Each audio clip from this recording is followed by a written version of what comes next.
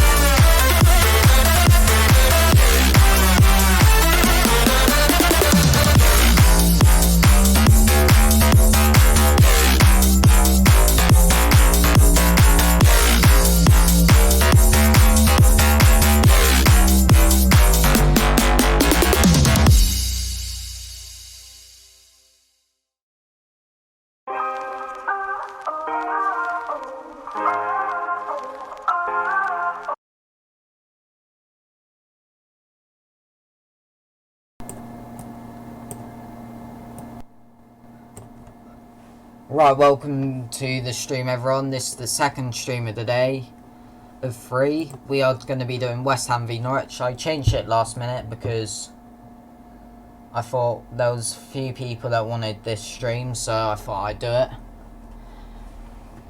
And nobody really wanted the Chelsea one, so I did this instead. So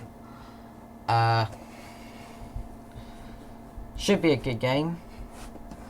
Norwich have had a decent start. They've had 2 tough games against top 6 sides which they lost, but they won against Newcastle, so they could do alright in this game. West Ham also having a tough start against Man City, but they beat Watford last week. I think they drew the week before against somebody. But what we're going to do, we're going to look at the lineups, and then we will go through every other Premier League fixture. We're also going to go through the Championship fixtures if we have enough time. What's your score prediction for Chelsea? Once I look at the lineups for that game, I'll give my prediction. But for the West Ham team, they're playing a 4-2-3-1 with Fabianski in goal, Diop and Ogbonna centre-back, Masuaku left-back, Fredericks right-back, Mark Noble and Declan Rice in midfield with Yarmolenko on the right, Anderson on the left, Lanzini at cam and Hilaire up top. And on the bench they have Balbuena, Zabaleta, Snodgrass, Jimenez, Sanchez, Fornals and Ajeti. So pretty strong West Ham team. For the Norwich team, they're also playing 4-2-3-1 with Tim Krul in goal, Godfrey and Zimperman at centre back, Aaron's right back, Jamal Lewis left back, Leitner and Tribal in midfield with Buendia on the right, Campbell on the left, Steeperman at Cam and Timo Pukki up top. And for the bench, they have Byron, Vrancic, Dermich, Farman, McLean, and Purdue and Tessie. Paul Tierney's the ref as well. We'll read for injury news once we've gone through all the other games. But welcome to the stream, Josh. Liverpool prediction. Once the lineups come out for that game, I'll give my prediction. I'm going to be doing commentary for the Liverpool-Burnley game. So I'll do my predictions once the lineups come out because I don't know who's playing. Welcome Eve Blocks to the stream. We're also going to be doing another mod upgrade at full time today of Burnley v Liverpool. So if you want to be a moderator, join the stream at the end of the Burnley Liverpool game, and 5 minutes after it's finished I'll give away another moderator. So if you want to have a chance of being a moderator, subscribe to the channel and just comment on the stream when it's full time in that game. Score prediction for Chelsea versus Sheffield. I'm about to go through the lineups and I'll give my prediction. So Chelsea v Sheffield United, the lineups. Chelsea are playing 4-3-3 with Kappa in goal, Tom Maurice and Zuma centre back, Emerson left back, Asby right back, Kovacic, Jorginho and Barkley in the midfield, with Pulisic on the right, Mason Mount on the left and Tammy Abraham up top. And then on the bench they have Alonso, Christensen, Willian, Caballero, Giroud, Batshuayi and Gilmore. Pretty strong side for them. Sheffield United playing 3-5-2 with Henderson in goal, Basham, Egan and O'Connell centre back, Baldock on the right, Stevens on the left, Freeman, Norwood and Lundstram in midfield with Robertson and McBurney up top. Then on the bench they have Sharp, McGoldrick, Stearman, Mousse, Osborne, Moore and Besic.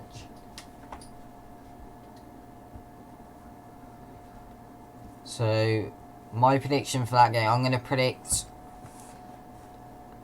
a 2-0 win for Chelsea. I think Sheffield United could score, but I don't know. I think they'll be quite unlucky and Chelsea will score. Tammy Abraham will probably score a goal and then someone off the bench might score, like Giroud if he comes off, or Willian.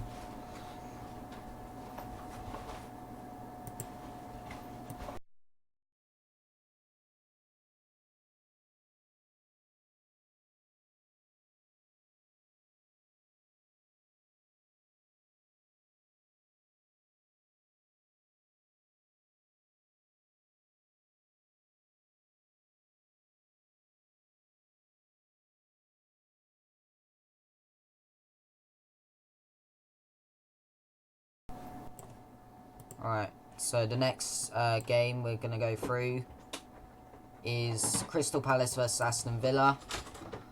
The lineups start off with Crystal Palace. They are playing a 4-4-2 with Guaita in goal, Joe Ward right back, Kelly and Cahill centre back, Van Arnholt left back, James McArthur on the right, Schlupp on the left, Milivojevic and Kouyaté in the midfield, and Jordan Ayew and Will Saha up top. On the bench they have Maya Townsend, Sacco, Hennessy, Benteke, McCarthy and Camarasa.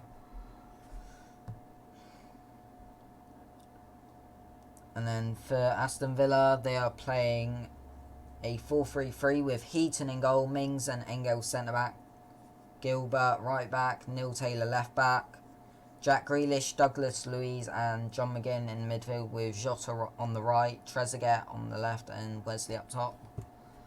And they have Lansbury, Steer, Huri Hain, Konsa, El Ghazi, El Mohammadi and Davis on the bench. That'll probably be like a 1-1 draw or something. don't really want to give predictions for all these. If someone asks me a prediction to say my prediction, then I'll say, but I'm just going to predict 1-0 for that. Next game, Leicester v Bournemouth. I'm just going to read the chat. Eve Block says 3-1 Chelsea. Macca says 2-1 Chelsea. I see a 3-0 win for the Blues. Yeah, I don't see Sheffield United winning, but I could see them getting a goal and giving Chelsea a good game like Norwich did, but we'll have to wait and see. The next game, Leicester v Bournemouth. Leicester playing 4-1-4-1 with Schmeichel in goal, Soyuncu and Evans centre-back, Chilwell left-back, Pereira right-back, and Didi in mid CDM with Tielemans and Maddison in centre-mid, Harvey Barnes on the left, Albrighton on the right, and Vardy up top with Justin, Gray, Ward, Perez, Chowdhury, Prayer and Fuchs on the bench. And then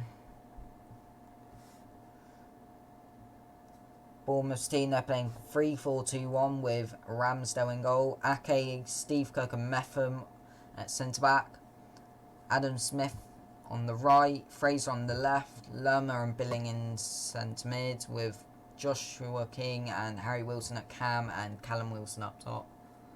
That'll probably be like a 1-1 draw as well. Next game, Man City Brighton.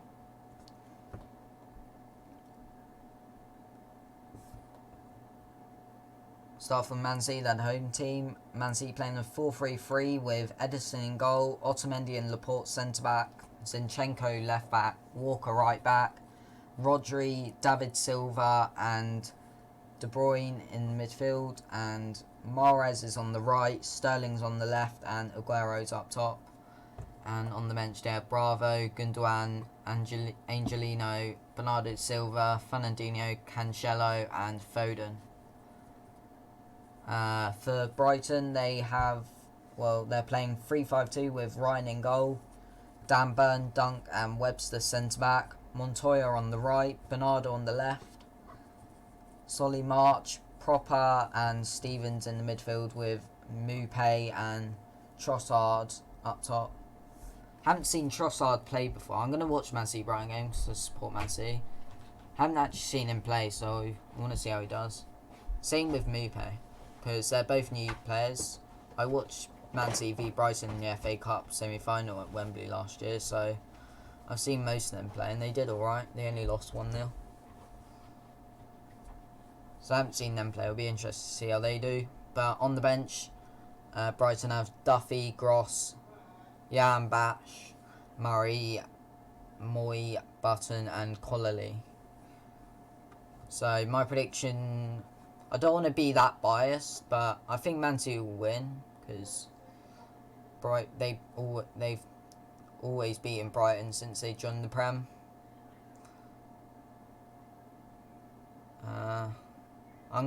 They beat them 3-0 last season at the Etihad. So I'm just going to say they won, I can't even remember, they won 3-1 last week. I'm just going to predict 2-0 today. Chelsea are not in the best form, especially with a new manager.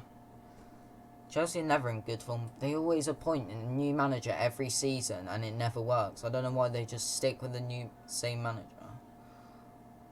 Like, they could have stuck with Sarri, but he went to Juve. But they always sack managers or win trophies, I swear. Lampard's had a poor start though, but he should get his second win today. The next game is Newcastle Watford. The final game at 3 o'clock we're going to go through, because we've already gone through the West Ham match. Just going to shut my door quickly.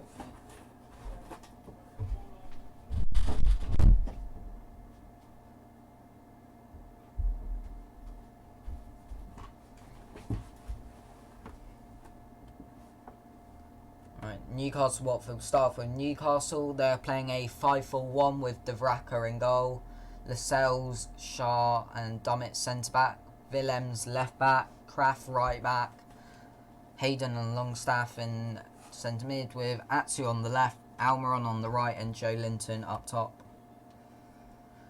And on the bench they are using Clark, Ki Sung Young, Shelby, Muto, Fernandez, Manquillo and Darlow.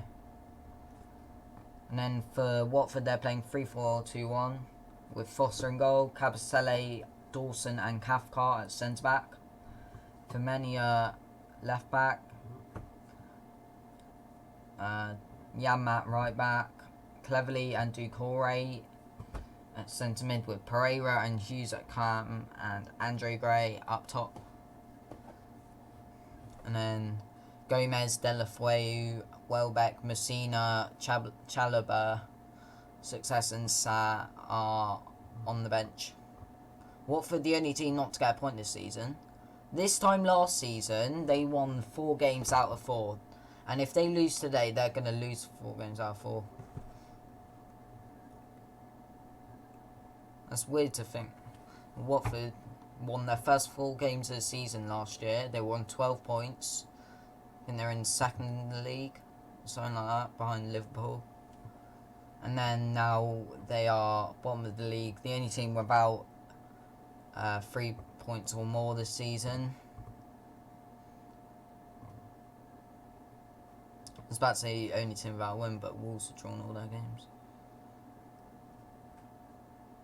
So that is all the Premier League games. Instead of going through all the lineups and stuff for the Championship games, we're just going to go through all the EFL games and stuff. So we'll start with Scottish League. Aberdeen playing Ross County, Hearts are playing Hamilton, Livingston are playing St Mirren, Motherwell playing Hibernian, and St Johnstone playing Kilmarnock. And then in the Championship, we didn't actually go through the early kickoff. It finished 1-1. Vestergaard got a goal. Danso got sent off. We didn't actually go through this.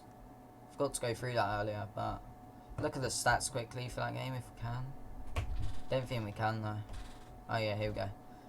But Man U had 59% possession, Southampton 41%. And 21 shots for Man U, 10 for Southampton, 8 on target for Man U, 2 for Southampton. And 3 corners for Man U and 2 for Southampton. So Man U deserved the win, but they got a point from it. So what that does for the league table, Man U stay 4th on 5 points. And Southampton are 13th on 4 points. So that's that. The Premier League game's done. We're going to move on to the EFL games. So Bristol City drew 2-2 to Middlesbrough earlier on today.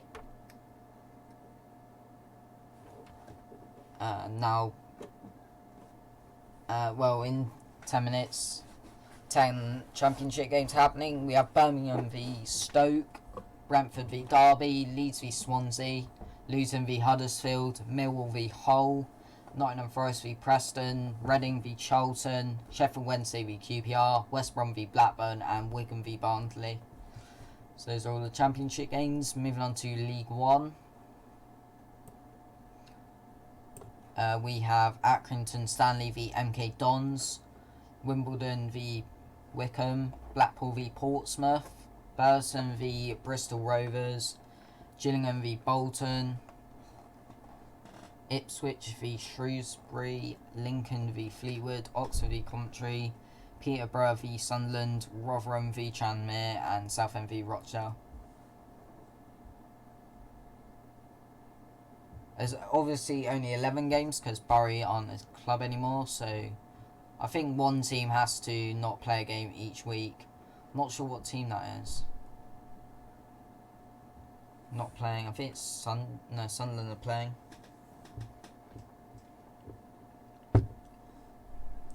Let me just have a look what team's not playing today.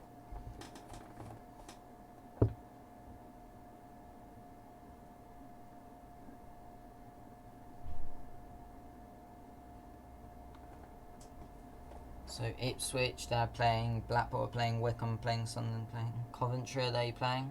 Yeah.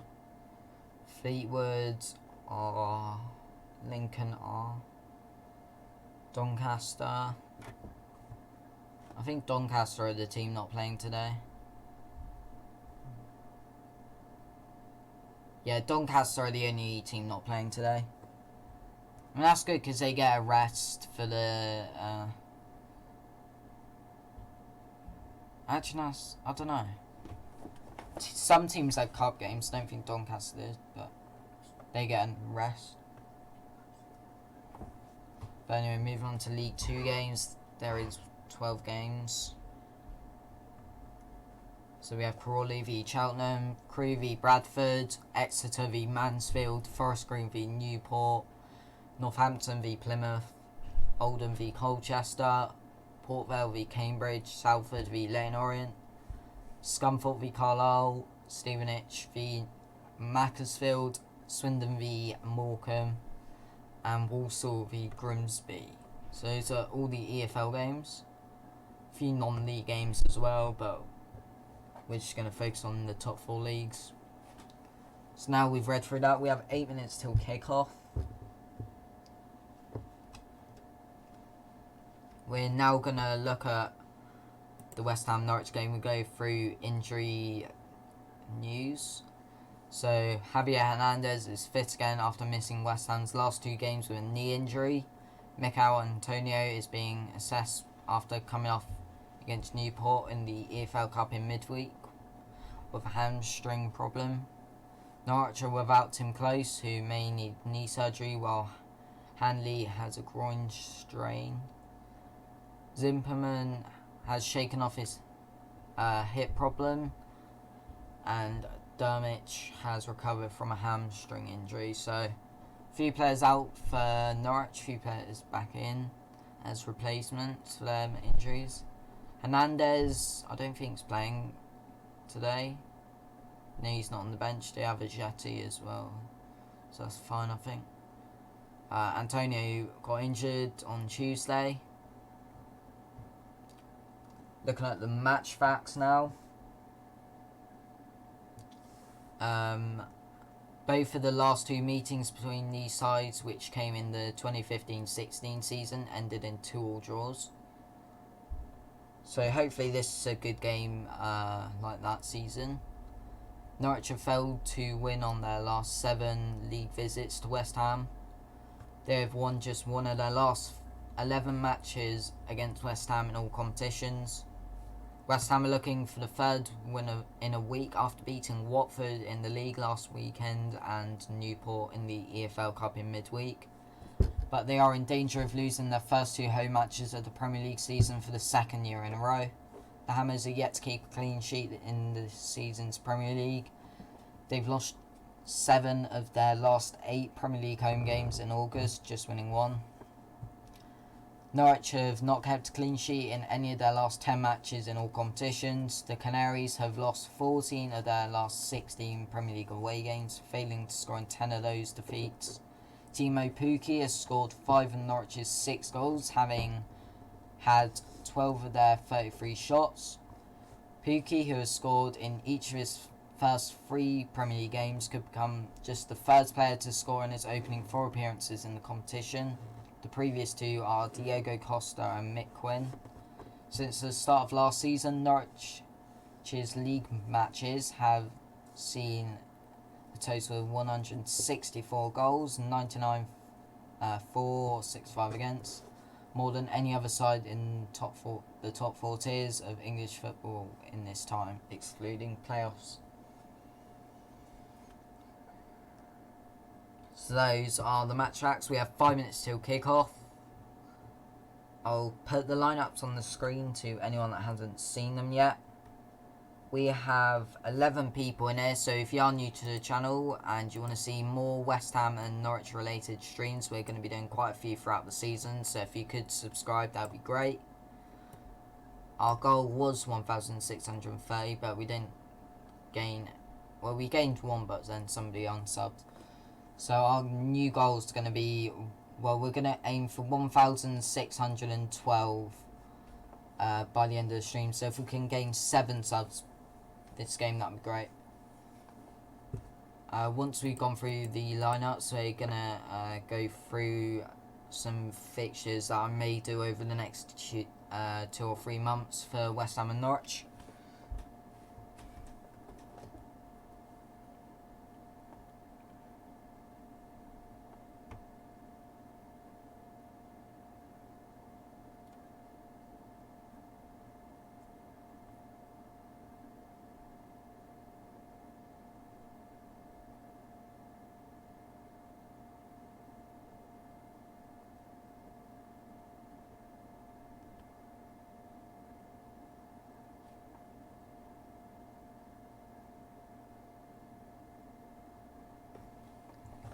Right, so we'll look at West Ham's fixtures in September and October, then we'll go through Norwich's. So, Monday 16th September, I'm going to be doing commentary for Aston Villa v West Ham, so if you want to see that, then subscribe to the channel. I'm not sure if I'll be able to do West Ham Man U, but if I can, then I'll probably do that. Oxford v West Ham I could potentially do, I'm not sure yet. Depends what other games are on at that time. And then in October, we'll do West Ham v Crystal Palace. We'll also do Everton v West Ham, and I'm not sure about West Ham Sheffield United. So we've got plenty of West Ham games coming up. Looking at Norwich's games, we're probably going to do Norwich v Man City, their next Premier League fixture. Don't think we'll do any of the others. We might change our mind though. And then Sunday we'll do Norwich v Man U most likely. So we have 2 Norwich games coming up. We have like 3 or 4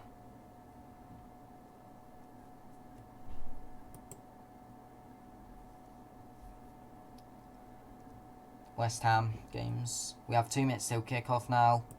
Just gonna refresh the page. Get the commentary ready. The commentary should be on when the game kicks off.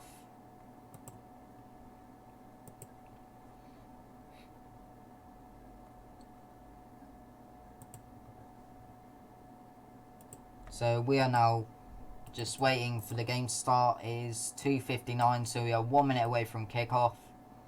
Just going to set up the stream. We've now lost another sub. Don't know what's happening today.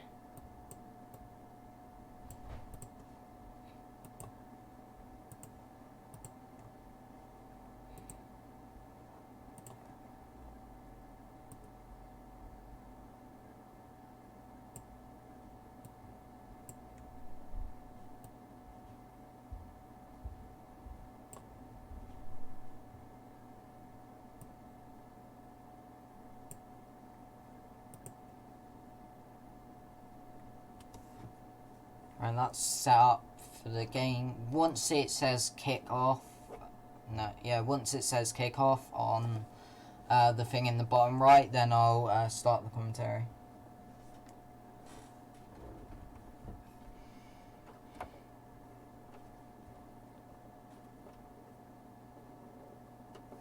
So it's now 3 o'clock. The game should start any minute.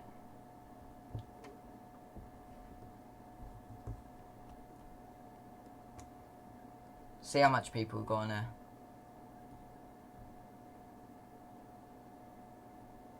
"13 people.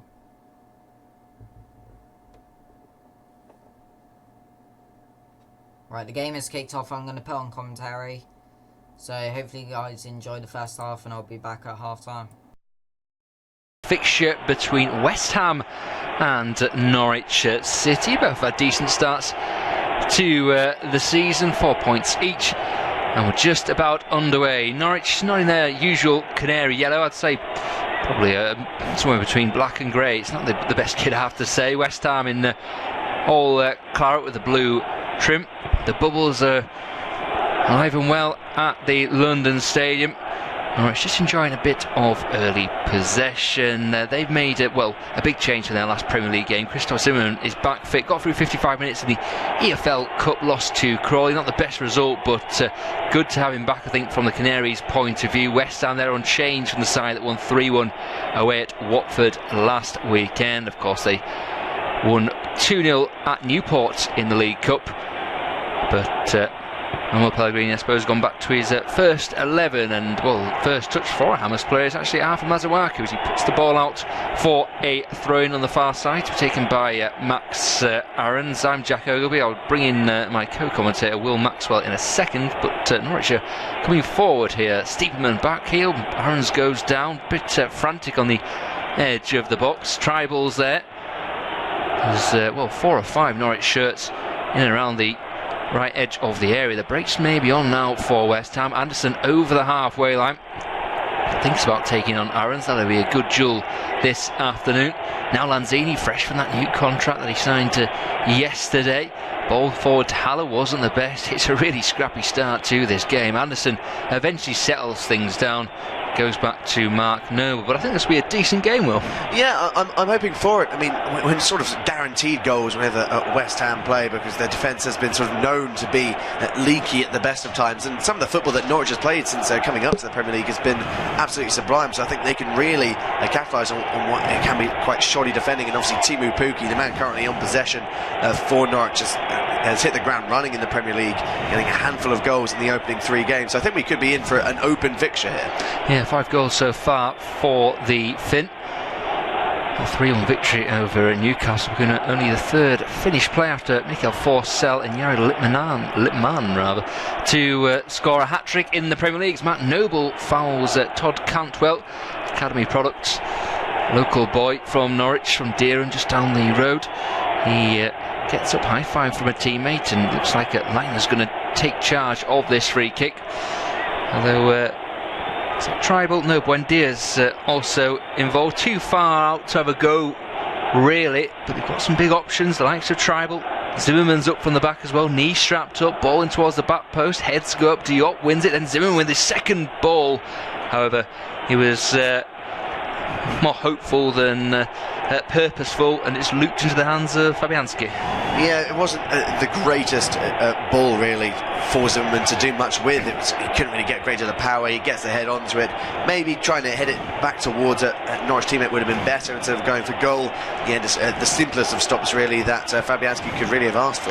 Yeah, the 26-year-old back in the Premier League today. First Premier League appearance, of course. It was fantastic last season. Grant Hanley has been captaining the side. He's injured now, and they were a bit short, especially with Tim Closer. He could be out for the season after picking up his latest injury at Crawley. He'd been struggling with fitness as well, so they need Zimmermann fit and firing alongside Ben Godfrey at the heart of the back four. It's a good ball wide by Leitner. He's found Aarons on the right hand side. Didn't quite fancy going past Masuaku, so recycled the ball. It's been a good start really by Norwich. Dominated possession, and Masuaku takes the bait, fouls Aarons, and once again another chance to put the ball in the West Ham box. And you said it earlier, Will, West Ham are pretty creaky at times from these situations. Sorry, they'll have to break in, Will, because they've taken it short, Norwich. Ball into the box to no one, and I would like to say it was a waste, that really, and I think that might be a lesson you learn going forward in terms of you've got to manage your opportunities in the Premier League, haven't you? And that was a wasted opportunity because they didn't put the ball in the box. Yeah, it really was a wasted opportunity. No one in a Norwich kit just sort of committed into the box. It was not the worst of crosses in if they actually had people in the box to aim for. In the end, it's a wasted opportunity. The fact that he didn't need to put the cross in because there was no one supporting him. But I agree with the initial point, the fact we should accept goals. I mean, West Ham have only kept 7 clean sheets in their past 41 Premier League fixtures, which goes to show that they've had this defensive problem for quite some time. Yes, early goal in the Premier League. Will Hughes has put Watford 1-0 up against Newcastle. Of course, the Hornets yet to get on the board this season. Bit of a hangover maybe from their FA Cup final defeat. Here is Jamal Lewis on the left-hand side, linking well with Pukki. Lewis fires it back to Leitner. Thinks about going for a shot. Instead, helps it through to Cantwell, who flicked it on. Pukki didn't quite read it and holds up a hand of apology to his teammate. But, Norwich enjoying themselves so far. The London Stadium. It was 2-2 the last time these sides met in East London. 2-2 as well at Carrow Road. So, yeah, I think we're setting ourselves up for a lot of goals. Football has a funny way of not delivering, but fingers crossed with 5.5 minutes gone on the clock. Still goalless between West Ham and Norwich. Lanzini floats the ball forward, aimless really, headed down by Lewis, who was coming across, and then Leitner prods it through looking for Pookie. Diop's there. Rice will just get a second to put his foot on the ball, and then finds Masuaku. Back to Lanzini. More of a free roll, although he does seem to be interchanging with Anderson. Masuaku's pass was a poor one. Pookie almost picked it out. Now Diop over the halfway line. Noble can turn and find Yarmolenko back from that knee injury. Looked to be going great guns at some early stages last season, but picked up a nasty knock. And you always look for players who come back from a knee injury, a serious one. Did he still have it? He's looked sharp so far, but with Mikel Antonio out as well, they need him now. They really do. They can't afford to have many more injuries in that position. They're both fantastic players, Antonio and Yarmolenko, really able to change the games at a moment's notice. It's brilliant that Yarmolenko is back, but he can't overdo it. He can't sort of try and force the issue too much and really make his knee even worse than it might already be. Obviously he is now fully fit. He is back in the starting line, which is brilliant for him, but the last thing he needs is to get right back on that injury table from picking up a needless knock. So as long as he can get through around 75 to possibly even the full 90 minutes, that will set him up in really good stead. Yeah, they've got Alban Ayeti, the summer signing from Basel, and Robert Snodgrass as the attacking options, I suppose. But talk that Javi Hernandez is heading to Sevilla, leaving West Ham a bit short. We've all had the debate about whether it's the right call to close the transfer window earlier than the other European leagues. I think I've got a feeling, this time next year the window will still be open, because there's a few managers who are now saying that we could do with a couple of players and we didn't have as much time. And we see with Ericsson at Tottenham, we're all kind of waiting for Real Madrid to make the move now. Yeah, I completely agree. I mean, it's a really bad decision to shut it as that early. It puts you on the back foot the moment that a player that may decide to want to go abroad and go for passes new, because obviously you can't replace them. You've just got to deal with what you've got. And we've seen that already in the past few days with the likes of at Arsenal. Even today, Nacho Monreal and Mohamed El Neni have both left the club, so that's already was already a thin bare defence at Arsenal, even thinner as it is. So maybe not the best decision in that regards, but obviously they can't now replace them. They're stuck in the way they are. Yeah, interesting call. I suppose Kieran Tierney's coming back for Arsenal, but Monreal started the first 3 Premier League games. I imagine Kolasinac will be back in the side after missing out, really, just for various reasons. There's a bit of head tennis ongoing in the centre circle, but eventually Anderson picks out Ryan Fredericks. Fredericks tries to run Cantwell. It's a poor attempt though, and even if he got past it, the ball would have beaten him to the byline. Here is Lewis, sliding challenge by Noble, who always makes a big difference for West Ham. Came back into the side and looked at a different proposition last week at Watford. Gives them shape, gives them spirit, and it's the heartbeat of the team really at times. Norwich taking their time, getting the ball back on the field. 9 and a bit minutes on the clock. Still goalless. Independent Off-Tube studio commentary. It's been entertaining so far, but not many chances as Leitner finds Cantwell on the left-hand side. A double challenge for West Ham. They challenge themselves there, Rice and Fredericks. However, Diop looks like he's going to dig them out. He's got the last touch, and it went for a corner kick, but Pookie just had his arm around him, and Paul Tierney decided it was a goal kick. We mentioned managing the game in terms of your opportunities with that free kick they wasted, Norwich. Pookie, he didn't do a lot wrong there, but he's got his arm on the back.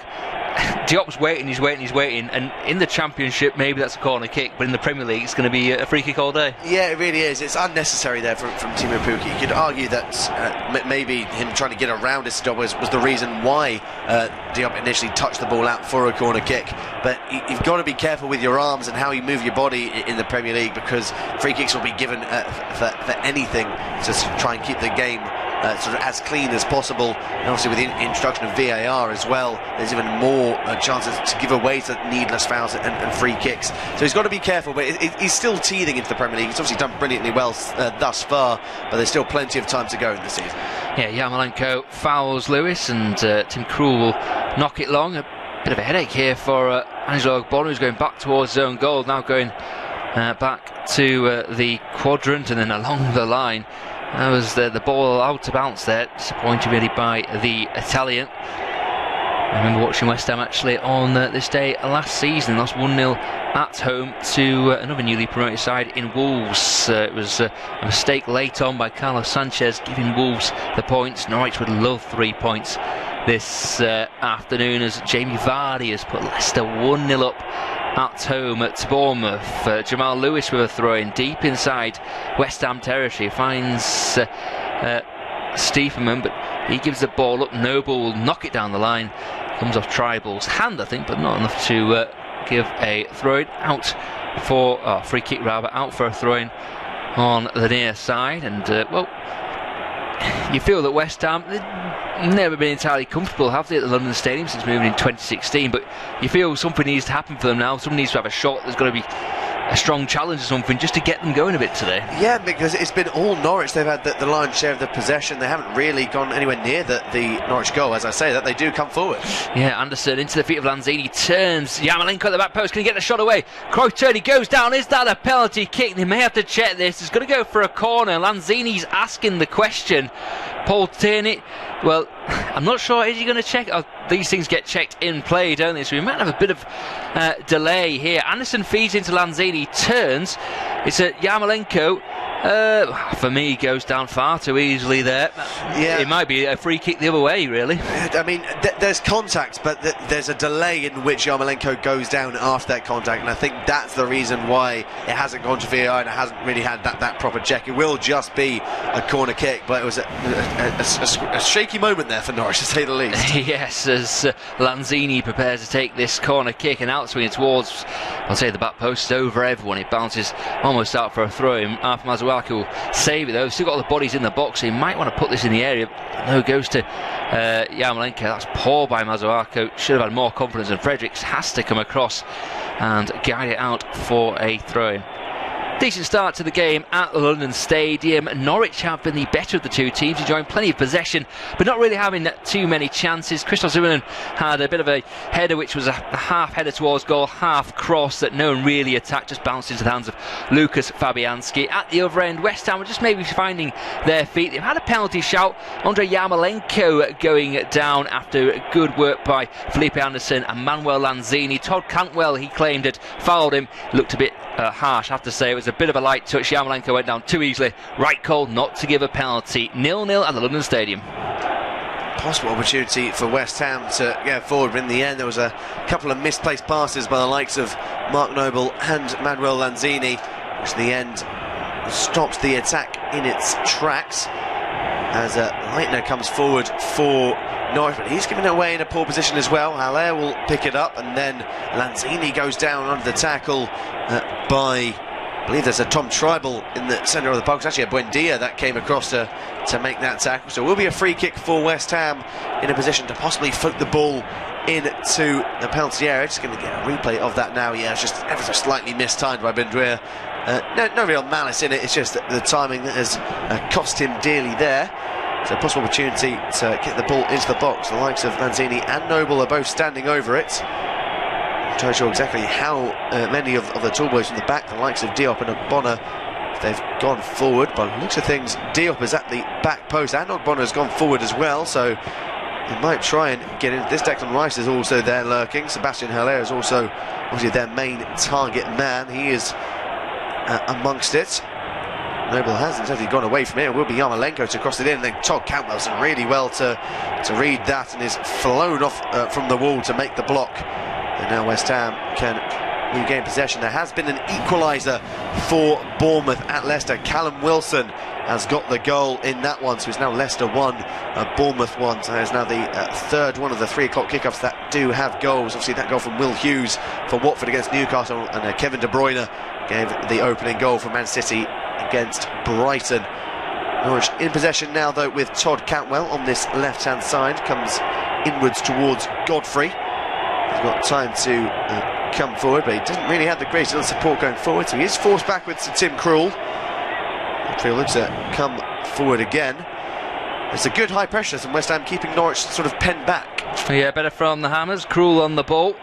Ushers his teammates forward. I mentioned poor game management. I'm not quite sure why West Ham took that as if it was an indirect free kick. They could have put the ball right in the box for the next touch. A wasted opportunity. Here is Cantwell. Nice touch by him, bringing it down. He's got a man wide on his right hand side. Oh, Sleeperman just gets in the way. No, it's Buendia. Even so, West Ham have come up with it.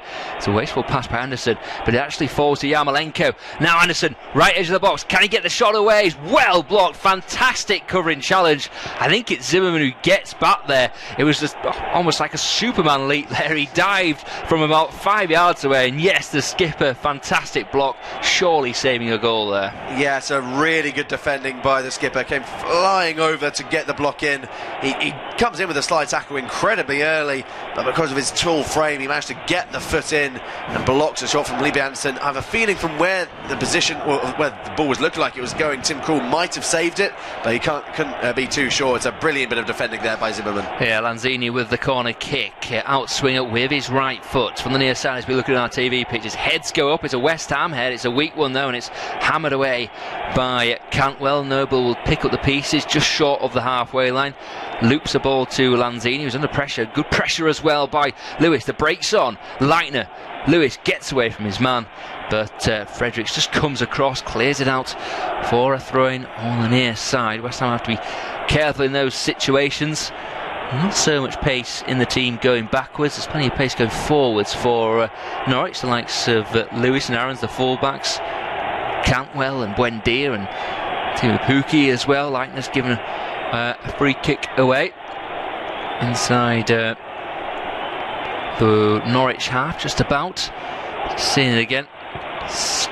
Anderson skipped. It was one of those where he didn't quite fancy running back, I think, the German midfield player. No harm done though. 17 and a half on the clock, 0-0. Masuaku, Yarmolenko, nice interplay. Godfrey's got them marshalled. Again, Yarmolenko's gone down far too easily there. Didn't seem to be a foul in it from the angle we had. I'm sure we'll get the customary check. He shakes his head there, the Ukrainian. He just seemed to fall to the ground again there. Yeah, I'd have to agree. And he needs to be careful, because eventually that might come back to bite him, and he might get a yellow card for simulation. But even looking at the replay there, if there is contact, it's very, very minimal. Because Yarmolenko, he's not a small player. He's got a tall, imposing frame. He's quite a strong player. So to go down that easily, he's not going to get that sort of foul going for him. So he just needs to learn to stay on his feet, and even if it seems like a lost cause, just try and force the issue as much as possible, but don't go down so easily, because you are going to go into the book eventually. Yeah, not great by Yarmolenko there. He's not going to be winning any Oscars, I don't think, anytime soon. As Fabianski now all the way back with Issa Diop, one of those players linked for the move away from West Ham in the summer. Manchester United were thought to be keen, and I think West Ham showed their intention to keep him by saying, well, we'll have Anthony Martial in that case, and understandably the Red Devils interest went away. Ogbonna to Anderson, dropping deep. Lanzini. Anderson's gone centrally now. Masuaku and Haller. Not mentioned Haller much in an attacking sense, trying to link things up. See the Frenchman's maybe getting a touch frustrated, having not really had too much involvement in the opening 19 minutes. Dropping deep to get the ball. Fredericks. Noble goes down under good pressure from Tribal. Tribal maybe could have been a bit more positive there and gone forward with the pass, but here is Lewis in a bit of space. Northern Irishman finds Leitner. Is he going to open the play? No, he's not. He'll find Godfrey, and it's patient more than anything from Norwich when they do have the ball. They look far more dangerous when they break clear at pace. Tammy Abrahams put Chelsea 1-0 up at home to Sheffield United. Sheffield United looking for their first win at Stamford Bridge since 1992. And it could be a long old afternoon, you feel, for Chris Wilder's men. Frank Lampard will also be keen to know that his former club Derby losing 2-0 away at Brentford. Krul, Zimmerman. Again, Norwich just going backwards, has to go back to Krul there, to Zimmerman. And then Buendia sneaks inside. Whoa, that's a bad challenge by Haller. It's far too late. Surely the referee's going to give him a yellow card for that. Maybe he's playing an advantage, but there isn't going to be one. And I think he is going to bring it back. That has to be a yellow card, surely. That was a really poor tackle there by Sebastian Haller, especially on a player that's just come back from a bad knee injury. Zimmerman is still on the deck as well, in a lot of agony. Just going to get a replay of it now. Not a good tackle by Haller, coming in late on the ankle. Surprised if he does escape without a booking. It is very, very poor. I think Zimmerman should be okay to continue. Just waiting for any form of confirmation if Haller has gone into the referee's notebook or not. It might just be a free kick by the looks of things, you know. Zimmerman is still receiving treatment though on his ankle. Well, he's got away with one there if he hasn't gone into the book. Ibrahim Amadou would be the obvious man to come on. If you look at the subs, Daniel Farker, well, his reaction suggests he hasn't gone into the book because he looks pretty perplexed. Like me and Will are. Ibrahim Amadou, the man alone from Seville, or Sevilla rather, would be an obvious choice, worthy to have to make the change. We hope though that Zimmerman can stay on, because he's had a frustrating few weeks. Finally got back, Premier League debut, and that was a poor challenge by Sebastian Haller. And again he's speaking to the fourth official, Mr. Donoghue, but I don't think he's going to change his mind of Paul Tierney. Yeah, well, it's one of those things, I suppose, where once you start with VAR, goals, offsides, that kind of thing, where do you stop? But surely you could have a look at that. It's a yellow card all day long. I'm surprised it hasn't gone to VAR. I mean, maybe they're just judging that it's not a clear and obvious error. But I mean, I think we're both in agreement that it is. It really should be ball back for a yellow card, because it just was not well timed whatsoever by Sebastian. I think his only saving grace really is that it's not really a stud showing tackle, although it is a late one. His studs are sort of towards the floor, which might just benefit him. Zimmerman, coincidentally, is now back on his feet. He looks like he is okay. He's just being helped off for the time being by the physios, but he might be able to run it off, and it would be such a blow to lose so soon after coming back from injury. But I'm very, very surprised that the referee hasn't given that as a yellow card, and VAR hasn't got involved. Yeah, 26 Shaw is back on the field. That was a foul by Yarmolenko this time. Mark Noble kicks the ball away somewhat needlessly. Norwich take it short. Tribal gets it back off Leitner, and well, we're going to see what shape Zimmerman's in. Seems to be moving okay in his blue boots. Down the line to Aarons, scoops it forward as Leitner gives it away. And, well, West Ham seem quite happy to counter-attack at the moment. That's not the best ball though by Mark Noble. Godfrey played all the way back to Tim Krul. Well, the same really in the game at the London Stadium. It remains 0-0 between West Ham and Norwich, and well, a lack of goal scoring opportunities so far this game. Neither goalkeeper has been truly tested. We have had a bit of a flashpoint. Sebastian Haller going on late on Christoph Zimmerman. Zimmerman back in the side, of course, and he looked like he could have picked up a serious injury. It was a really, really poor challenge actually by the Frenchman. Somehow escaped booking. Yarmolenko's also gone down for another penalty shout, but it was nowhere near a penalty. It was probably even softer than the first claim. Even so, it remains goalless. And well, the game's still to truly ignite.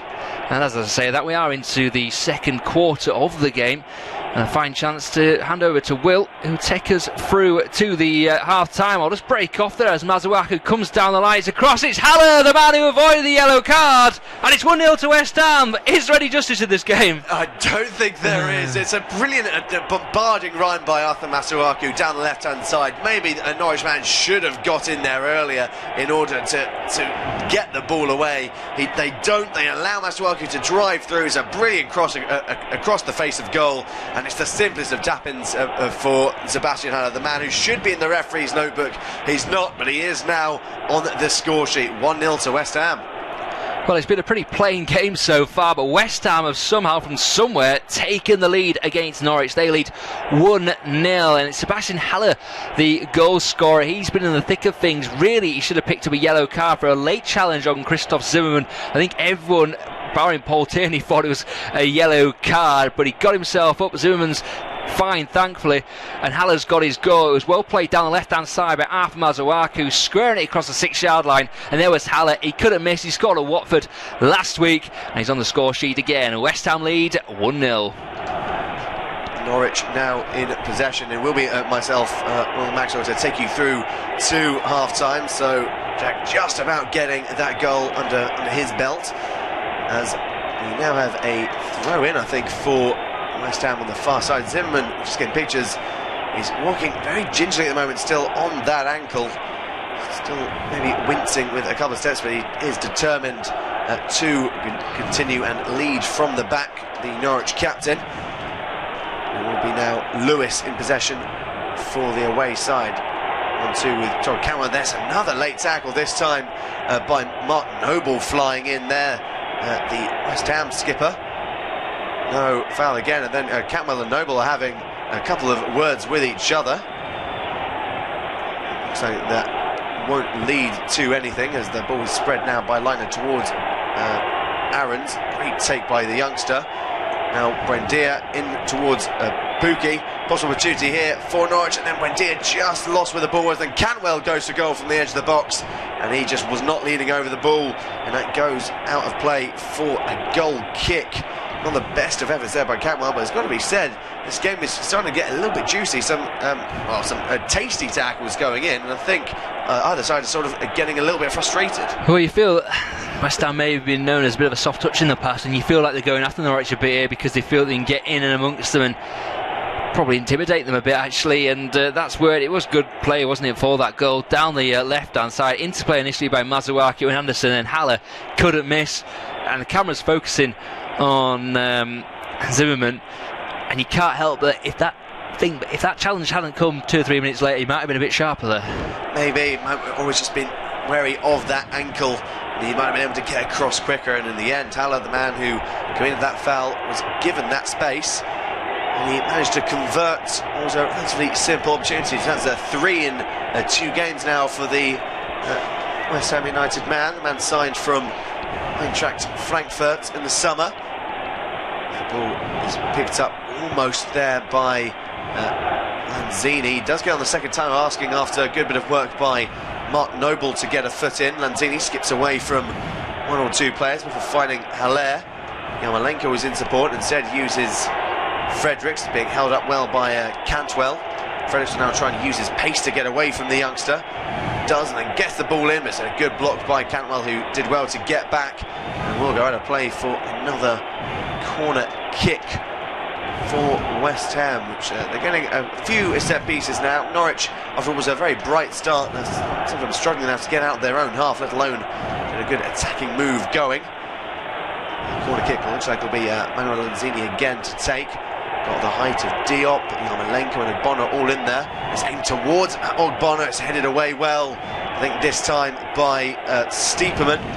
Now Masuaku, he'll look for out of the box, instead is forced to cut back towards Declan Rice. He'll now spread the ball over to Noble. Noble finds Yarmolenko, being held up by Lewis. Now with Ogbonna, who's still up in the penalty area. Lanzini trying to find Noble. Ogbonna's there, he's trying to find Yarmolenko. It's a poor pass though by the Italian. That'll go out of play for a throw-in for Norwich. So time now for the away side just to alleviate some of the pressure. It's becoming a bit of an onslaught really for the newly promoted side. Picture of Daniel Farku, even when his team's doing well, isn't really a picture of emotion. And even now he's looking concerned for his team's performance. It looks like the ball's actually gone out of play from Norwich, so it will actually be a throw-in for West Ham, still deep inside the Norwich half. And after what was a bright start from them, they've sort of gone off the pace a little bit. Yeah, it's kind of what we said about West Ham. They need someone to put a tackle in or have a shot, something to get the team going. It's just not quite there at the moment, is it, for Norwich? We've all been quite impressed by how they've started the season, really. They had a good win against Newcastle, playing well against Chelsea. They weren't so bad against Liverpool either, but they look a very well coached team at the moment, but they need someone just to hold the ball, move it forward, because it's nice pretty pass at the moment. When they need that killer ball, it's almost as if no one's really got the confidence to provide it. Jamal Lewis trying to drive down the left hand side. It was good covering defending in the end though by Declan Rice. Leitner picks it up with a quick throw to find Godfrey. He plays a quick 1-2 with Schreibel before Zimmerman now will bring it forward on the right-hand side. John Schreibel now finding Leitner. The German contingent of Norwich getting a few touches of the ball as Aarons drifts away from Masuaku inside the box. There's a brilliant ball in!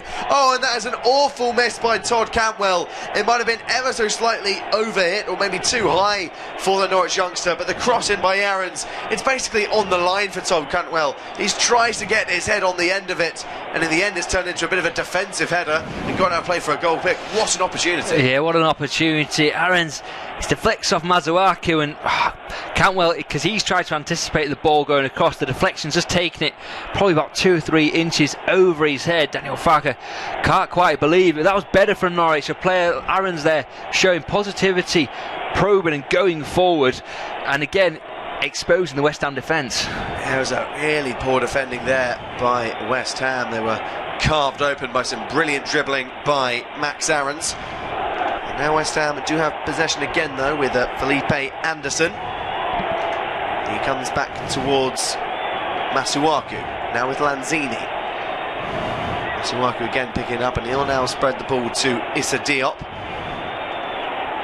Lanzini with a bit of space to move into, plays in Yarmolenko. Noble. Lanzini almost getting away, and then he's dispossessed Schreibel. This could be a good opportunity again for West Ham.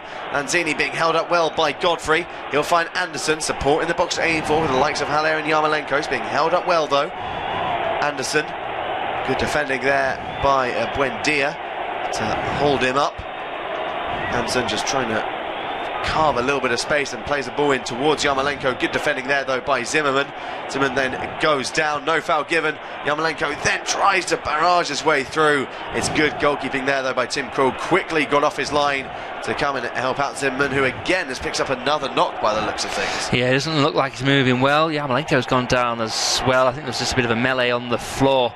It's worth keeping an eye on Zimmerman. He'll be desperate to play on, obviously, Premier League debut, but he's not looked good since that earlier challenge. It was a poor challenge. He's fresh back from injury, 55 minutes under his belt in the EFL Cup against Crawley, so he's not 100% sharp.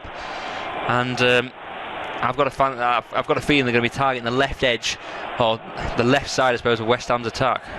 Stiepermann comes forward, goes for goal. It was a well-hit effort there by the tall German. It was right down the throat, though, of Lucas Fabianski. It was a relatively simple stop. And his long ball trying to find Yarmolenko was well cut out by Zimmerman, who is not moving with a great deal of freedom. He's clearly limping. It might be a case that he have to be brought off. And if they do need that defensive change, like you said, it is Ibrahim Amadou that is the most likely player to come on. So looking a lot of attacking players on the bench. Not a great deal of defensive choices as Anderson gets away from one and then skips away from Zimmerman. This could be another big opportunity here for West Ham. Supporting the box, and Yarmolenko, if he can use it, tries to find him, but it was good covering defending this time by Tom Schreibel, sliding in to get the clearance. And Norwich can clear their lines. That was a big opportunity there. It was a 3-on-2. Yeah, it was a nothing ball in the end by Anderson as well. He neither shot or crossed it. He just tried to prod it. He'd taken it too far and allowed Schreibel to come back and make a good tackle. Here is Diop down the right hand side. Uncharted territory really for the Frenchman, but he's got a bit of space. He'll whip a ball in, a good ball as well, but it's Aarons who picks up the piece at the back post and hammers clear for Norwich. Yeah, it's a Diop there, the centre-back finding space on the right-hand wing. He'd made his way forward. Declan Rice was covering back in centre-back, so it wasn't the case that they were missing players in defence. Fredericks now finds Noble, spreading it to Declan Rice. Bit of pressure on him in Moritz Leitner. Masuaku now looks to find Anderson. He's being held up by Schreibel. Now finds Noble. Noble looking for a bit of movement, has it in Yarmolenko, who's come all the way back towards his halfway line in order to get a few touches of the ball. Now Yarmolenko, in turn, has actually gone all the way backwards to Fabianski, thanks to good high pressure from the likes of Cantwell and Pukki. Fabianski, the pole now goes long towards Fredericks, who rose highest, but Cantwell got a flick onto it. So it will be a throw in to West Ham, midway into the Norwich half. Though Zimmerman has sort of gestured towards the referee, Zimmerman's actually asking to be brought off. He's not going to be able to continue here by the looks of things. That's a real shame for Norwich if that is the case. Yeah, it is, isn't it? Just having a look, it's his ankle twist, doesn't he? Like you said when you're describing it, Will, the feet are on the ground for Haller, but it's the manner the legs just get caught up. It's a poor challenge. How he didn't get a yellow card is still pretty perplexing, but Zimmerman, he had that and then he caught another knock, and I think just getting too much for him. And yes, that does look like Amadou is waiting and ready to come on. He usually plays either as a central defender or a central midfield player, but this is a huge loss. Hanley's out, Close is out. I would think in an ideal world Amadou would play as the holding midfielder of a three, but needs must at the moment. Yes, I mean the only other sort of real defensive outlet they've got on the substitute bench is the former West Ham man Sam Byram, but he's obviously more of a full-back than a centre-back. I think Zimmerman actually diving in towards Felipe Anderson might have also done something to his knee as well. So it is Christoph Zimmerman that has been replaced by the number 24 Ibrahim Amadou. Have to wait and see how big of an impact that substitution will be on either side. So now Ben Godfrey being the senior centre-back of the two. Possession is with West Ham all the way back with Lucas Fabianski now. He's not really being pressured, so he's got time just to wait and pick out his pass, and will look to go long towards Haller, who rose highest above Godfrey. And Amadou's there to make the clearance. Haller will pick it up though to find Declan Rice, now with Masuaku. Lanzini drifting inwards to find Felipe Anderson. So they're sort of interchangeable at the moment, those two can play on the wing or down the centres. Anderson looks to try and find Fredericks. I think it was just about shepherded out of play there by Jamal Lewis. It was a good defending after Frederick. Well, we know how quick he is, the West Ham fullback, just couldn't quite get on the end of it. So Norwich have taken the quick quick goal kick I should say as well. Now Lewis has possession on this left hand side. Now with Godfrey, a couple of 1-2s between the two. Back with the centre back, forces the pass towards Cadwell. Lovely bit of play by him. Plays it to Stiepermann. Cadwell holds off Declan Rice, and then just is fouled there by the Englishman. So it'll be a free kick, and was a good position to possibly float the ball into the box. And Norwich could try and start off a rare attack. Instead, they've actually gone short again. I'm not a fan of lumping the ball into the box, team. No, not at all. I think Pookie's pretty handy in the air, so you think they'd try the luck ball towards the box. Isn't the best by Lewis. Buendia, oh, that's a nice ball. Wide to Aarons. Down the right hand side, Aarons hammers in across into the hands of Fabianski.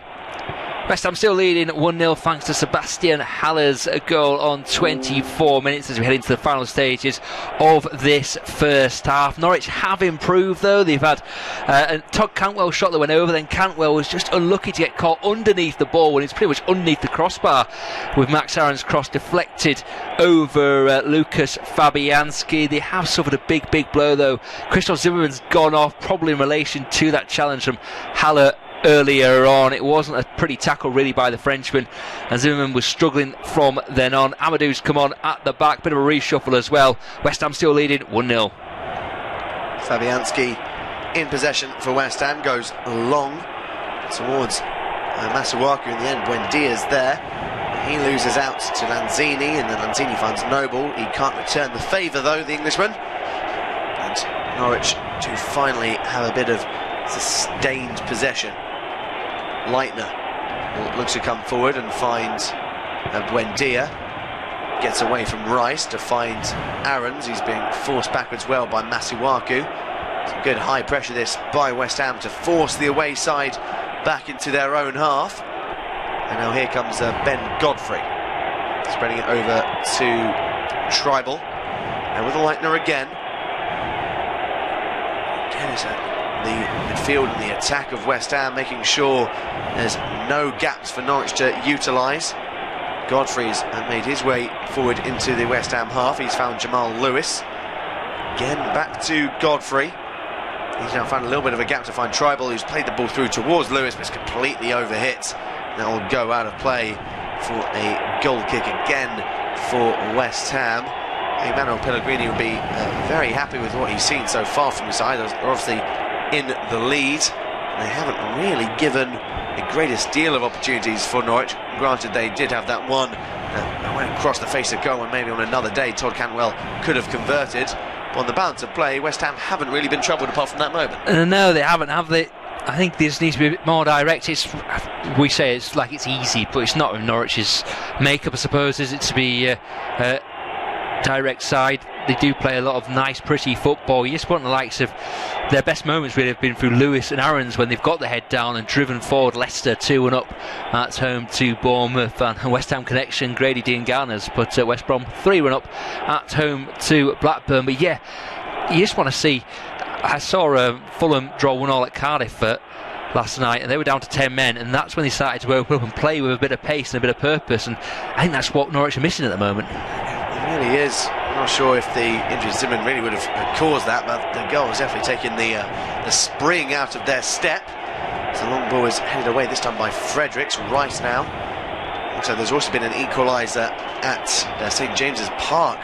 Newcastle scoring there, confirmed was a Yuri Tielemans that got the goal for Leicester. That has seen them go 2-1 up. Yarmolenko has actually gone down in this game. It was Rice that found him, and then it was just a dip to the back of the heel maybe by Todd Cantwell on the Ukrainian. Confirmed was a Fabian Schär as well that has got the equaliser for Newcastle. So just to run down the other later scores in the Premier League, it's Chelsea 1, Sheffield United 0. It's goalless between Crystal Palace and Aston Villa. Leicester 2, Bournemouth 1.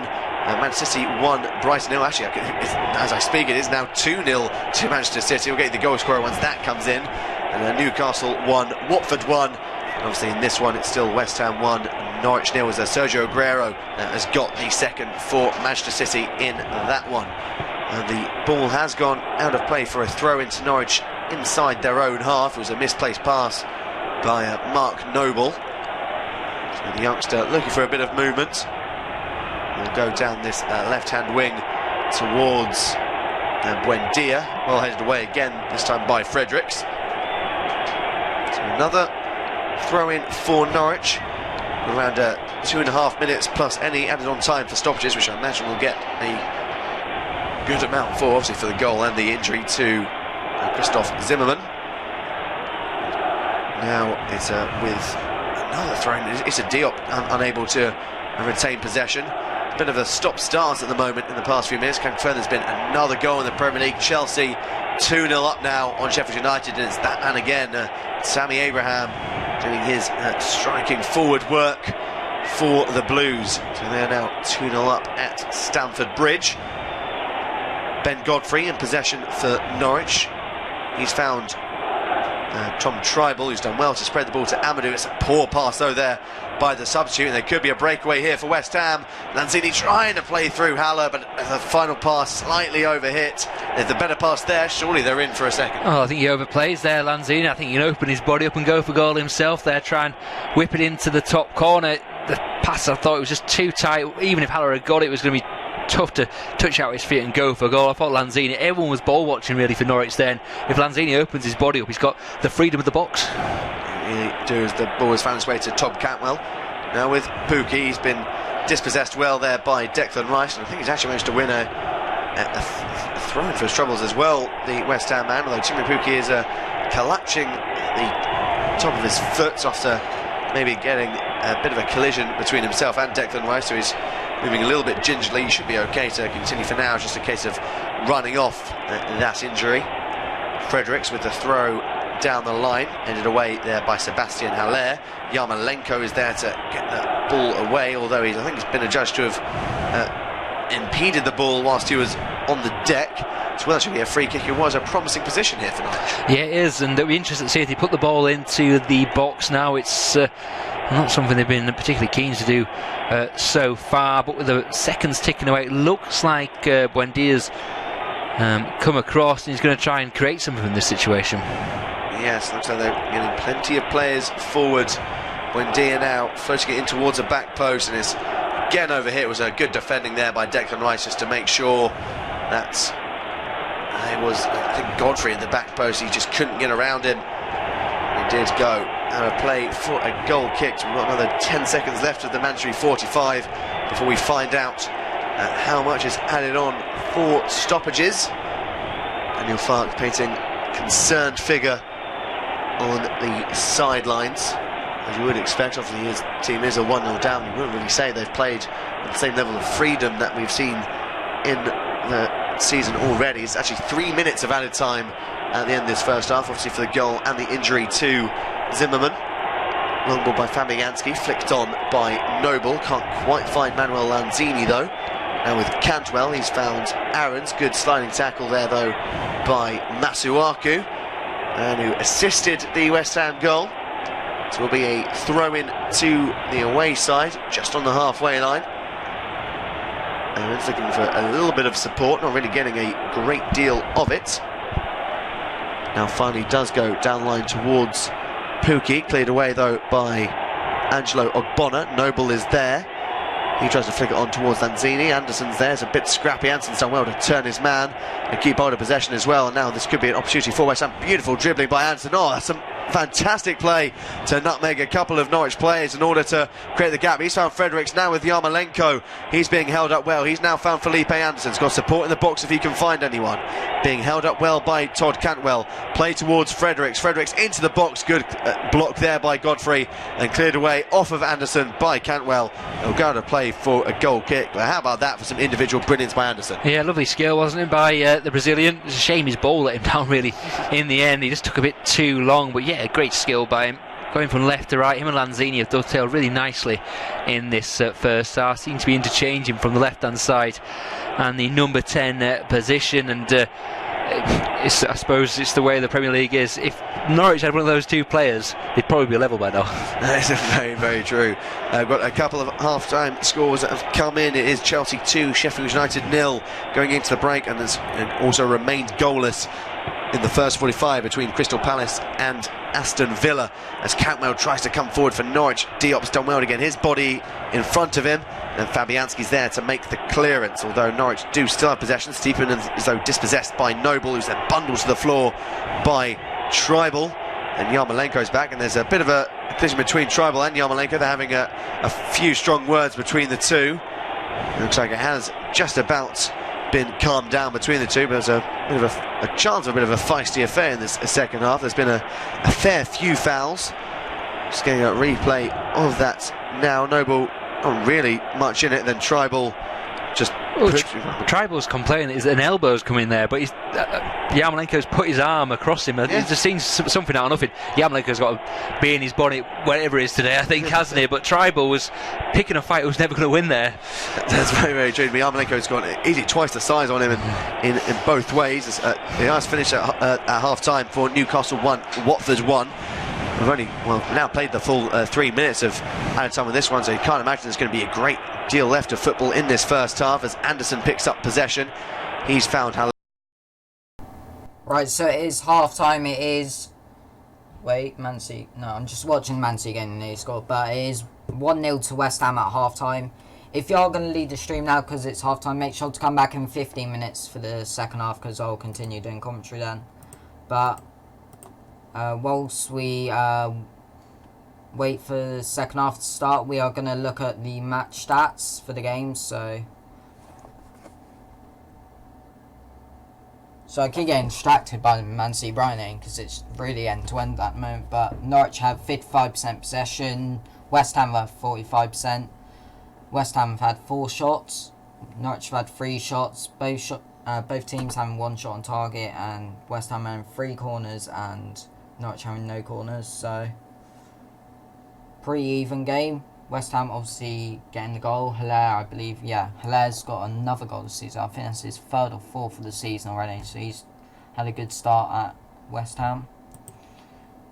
The only change at the moment, Ampadu had to come on for Zimmerman in the 36th minute. No yellow cards at the moment. So that's pretty much all that's happened. Let me just find out what the injury was. Doesn't say what the injury is, so we're not sure. It's just an injury for Zimmerman. It's really annoying because they got quite a few defenders injured. If you look at the thing down here, says Close is injured, Hanley's also injured, so that's another defender injured for Norwich, and they're playing Man City in their next game in 2 weeks. Man City do have injuries. Laporte's come off injured in their game, John Stone's also injured, so they're struggling. They're at the moment playing Fernandinho at centre back. But what we're going to do now, we're going to go through every other half-time score in the Premier League and the EFL. Start off with the early kick-off. Southampton getting a 1-1 draw against Man United. Daniel James scoring a goal 10 minutes in. But Vestergaard with goal in the 58th minute to equalise. Danso getting a red card after 2 yellows for Southampton, but they managed to get a draw 2 years in a row at St Mary's against Man United. Moving on to the Chelsea v Sheffield United game, it's at the moment 2-0 to Chelsea. Tammy Abraham with both goals. Scored 2 goals against Norwich last week. He's at the moment scored 2 goals against Sheffield United this week, and there's still a second half to go. So he's having a good season. And the match stats for that: 64% possession for Chelsea, 36% for Sheffield United. 9 shots for Chelsea, 3 for Sheffield United, and 3 shots on target for Chelsea. 2 corners for Sheffield United, 1 for Chelsea. So Chelsea all over Sheffield United and served the 2-0 lead. The next game is Crystal Palace v Aston Villa. It is 0-0. The match stats: 51% possession for Crystal Palace, 49% for Aston Villa. 8 shots for Crystal Palace, 3 for Aston Villa, 3 on target for Crystal Palace, 1 for Villa, and 5 corners for Crystal Palace. So Crystal Palace better side, but it is 0-0. They've had 3 shots on target, so Tom Heaton's probably doing alright. The next game is Leicester v Bournemouth. It is 2-1 to Leicester. Vardy giving Leicester the lead. Callum Wilson, I think it's is it Harry or Callum? Don't be Harry Wilson. So annoying, those 2 Wilsons there. Right, let me look on live reporting. It's going to be Harry Wilson. Just need to check. Oh no, it is Callum Wilson, right. Callum Wilson equalising for Bournemouth, and Yuri Tielemans with a goal performance before half-time, giving Leicester the lead again. So stats: 52% possession for Leicester, 48% for Bournemouth. 7 shots for Leicester, 6 for Bournemouth. 3 on target for Leicester, 1 for Bournemouth, and 2 corners for Bournemouth, 1 for Leicester. So pretty even game there. Leicester have got the lead because of that extra shot. Still got 100 people in here, it's pretty decent. Nobody's commenting. If you have any questions about my channel, then comment them in the chat and I'll try and answer every single one of them. But the next game, Man City v Brighton, I believe. 2-0. De Bruyne with goal 68 seconds in, and Aguero with a goal 3 minutes before half-time. So the match stats in that: 51% possession for Man City, 49% for Brighton. So Brighton are actually doing alright in possession. Man City usually have like 70%, but Brighton are actually doing alright in that. But Man City do have 8 shots, Brighton have only had 3. 4 on target for Man City, 1 on target for Brighton, and 5 corners for Man City, 0 for Brighton. So Man City have been the better side, but Brighton are doing alright for possession. Laporte did come off injured after making a foul on Webster. He had to get replaced by Fernandinho. The next game, Newcastle v Watford, is at the moment 1-1. Will Hughes with a goal 2 minutes in, and Fabian Schär with the equaliser.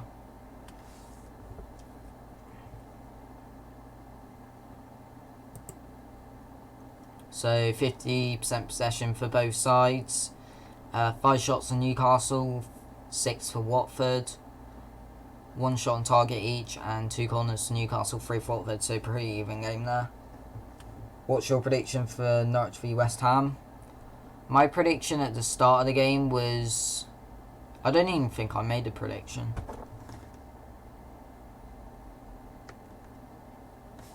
I'm going to go 2-1 West Ham. I think someone like Pookie will score an equaliser, and then someone, I think Felipe Anderson or someone, will score a late winner. What's your favourite moment so far? Mine is League 2, and it's the game Swindon. 4 goals in 20 minutes in the game. I can tell you what my least favourite moment is of the season. My favourite moment of the season probably...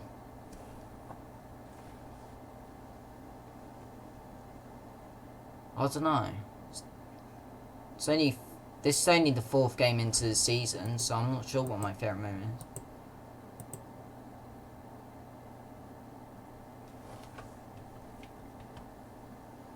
Maybe Sterling's hat-trick v West Ham, I guess. Sorry to any West Ham fans watching, but... probably my favourite moment, because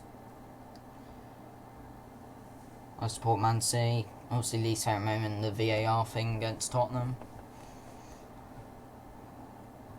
But the final game is West Ham v Norwich, which we've already gone through, so... we're just going to look at all the other fixtures in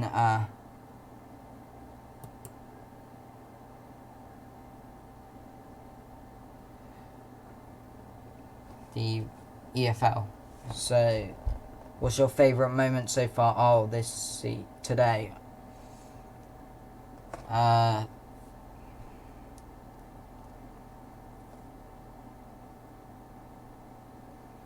guess Man City's first goal. No, second goal actually. Second one was a pretty decent team goal. Mahrez with a decent skill pass to De Bruyne, who crossed it in to Aguero along the floor, took 2 touches straight into the roof of the net.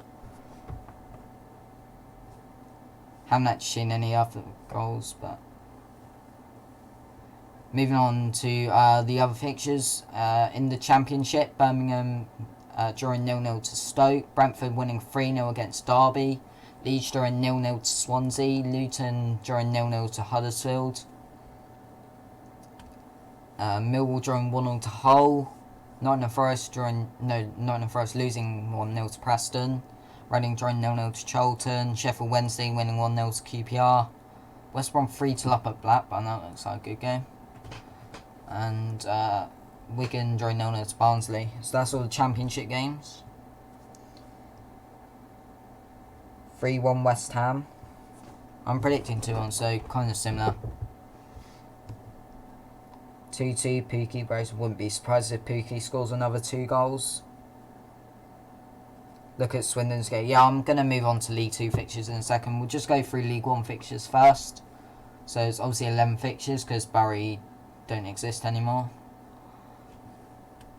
Well, they don't exist in the EFL anymore. Don't know if their club's still a thing in like bottom division in England, like 12th tier or whatever. But League 1 fixtures, MK Dons winning 1-0 against Accrington, Wimbledon drawing 0-0 against Wickham, Portsmouth winning 1-0 against Blackpool, Burton drawing 0-0 to Bristol Rovers, Gillingham 2-0 up against Bolton, Ipswich 2-0 up against Shrewsbury, Lincoln 2-0 up against Fleetwood, Coventry 1-0 up against Coventry 1-0 up against Oxford, Peterborough winning 1-0 against Sunderland, Rotherham 0-0 against Tranmere, and Rochdale 2-0 up against Southend. And then moving on to League 2. Crawley 0-0 against Cheltenham, Crewe 1-0 against Bradford, Exeter 1-0 up against Mansfield, Forest Green 1-0 behind against Newport, Northampton winning 3-1 against Plymouth, Colchester winning 1-0 against Oldham, Port Vale 0-0 against Cambridge, Salford 1-0 up against Leyton Orient.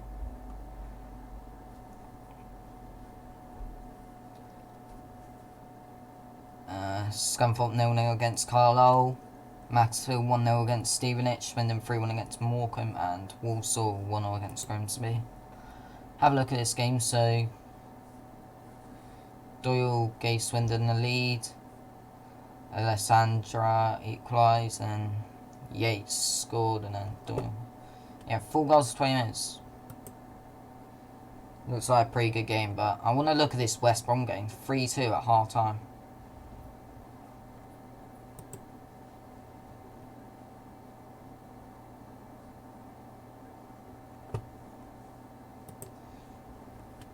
Looks like a pretty good game, but we'll focus on the West Ham game.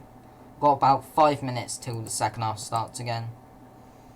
So we'll look at all the league tables as it stands. So Man City will go top of the league for now. Liverpool playing later against Burnley. Leicester move up to 3rd. Chelsea move up to 4th. West Ham move up to 5th. Arsenal get demoted to 6th. Man United get demoted to 7th. Crystal Palace move up to 8th. Burnley go down to 9th. Tottenham 10th. Aston Villa move up to 11th. Brighton go down to 12th. Everton go down to 13th. Bournemouth go down to 14th. Southampton go down to 15th. Newcastle go up to 16th. Sheffield United 17th. Then Wolves 18th. Norwich in the relegation zone 19th. And Watford 20th. But at least they're getting the first point at the moment, Watford. Championship table we'll have a look at.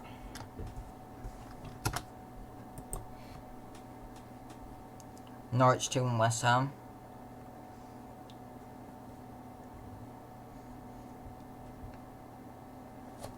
I think West Ham will score a second.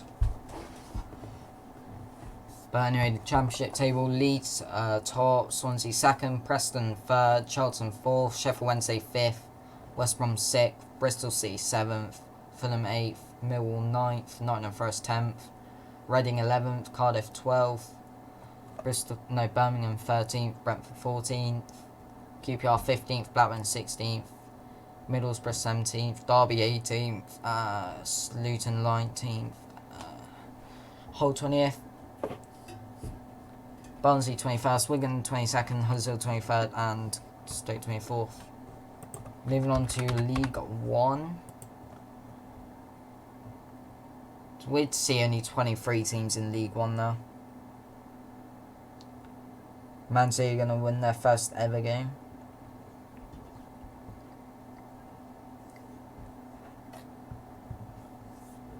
I mean, it'll be our 3rd win of the season. Actually, no. Technically, our 4th, because we played Liverpool and beat them on penalties. But we did draw after 9 minutes. Then moving on to League 1, Ipswich top, Coventry 2nd, Lincoln 3rd, Wycombe 4th, Blackpool 5th, Sunderland 6th, Peterborough 7th, Fleetwood 8th, Rochdale 9th, MK Dons 10th, Doncaster 11th, Burton 12th, Bristol Rovers 13th, Shrewsbury 14th, Portsmouth 15th, Rotherham 16th, Gillingham 17th, Tranmere 18th, Oxford 19th, Wimbledon 20th, Accrington 21st, Southend 22nd, and Bolton 23rd. And then moving on to League 2. I hope Norwich can get a win or a point, yeah. I think I predicted Norwich to get relegated. Mainly because I thought Farmand would play and he'd just be the next Rico. Just play bad, but Tim Krul's been playing. I think they could stay up though. I think Pookie will do enough to keep them up. Am I the only one who thinks that Pookie is the player? He honestly, he should win it, but someone like Sterling or De Bruyne will win it. De Bruyne's got like 6 assists already this season. Sterling's got 5 goals. Aguero's now got 5 goals as well.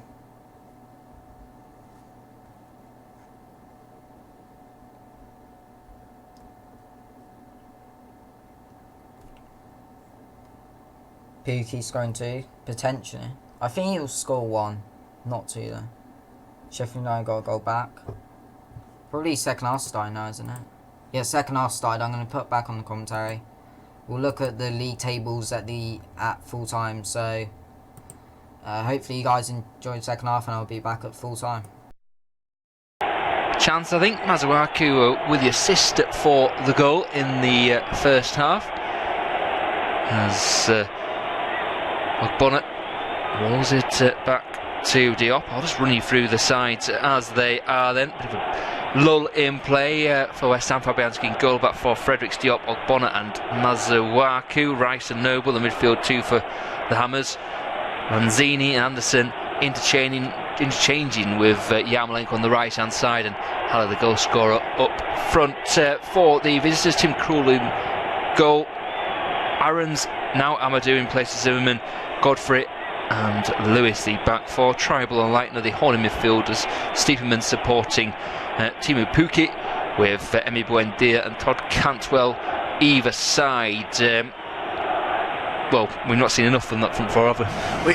We're really not. It's putting it in the nail on the head. I think maybe a couple of times we've seen the likes of Todd Cantwell getting a good goal scoring opportunity. Obviously, he's the probably player that's got the closest when the cross in by Max Owens was deflected into his path. He just couldn't quite get his head over it from about a yard out. It really is a big miss, but you can't really blame him because of the deflection.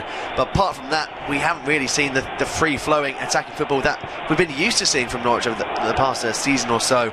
So they really just need to sort of find their feet in this one, because the defence is still there for West Ham to be taken. There's still a lot of cracks in it, but going forward they have looked very dangerous, the Hammers. Yes, they have, as Anderson floats the ball over.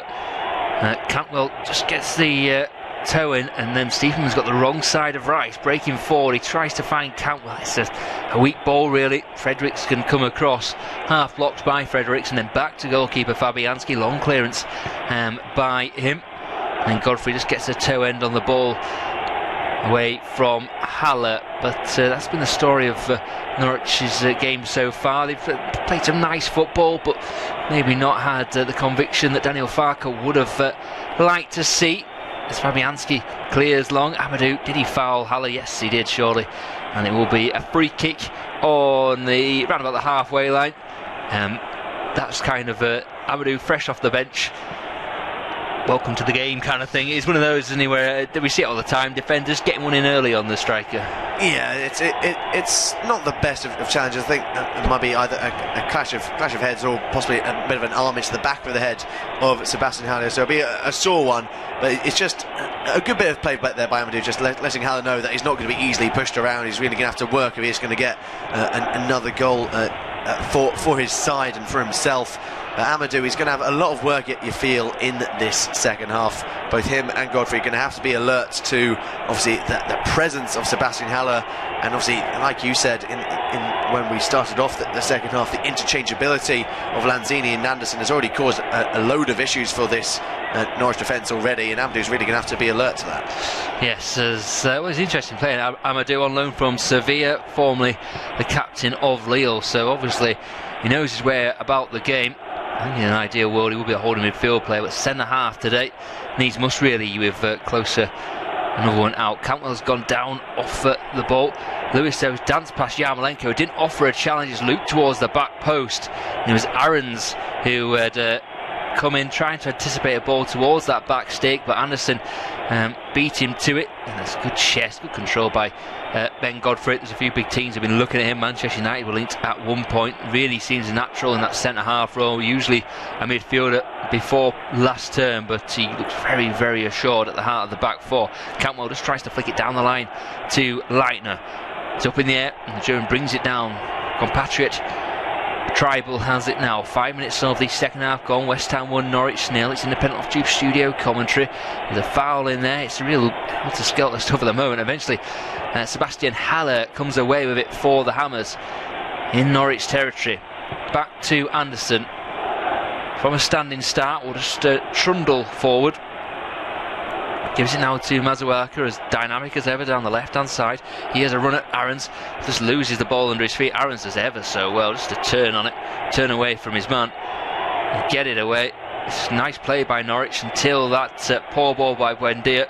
Tried to find Leitner, the ball was too strong, and Buendia's not had a great game so far, and out for a throw-in. Wasteful really, as West Ham get back on with it. Ogbonna over the halfway line, he'll find Mazuaku. He's got Anderson now on the left hand side. No one really offering any real width at the moment for West Ham. As Diop strides forward confidently and finds Lanzini. Fredericks on the right hand side, hugging the touchline.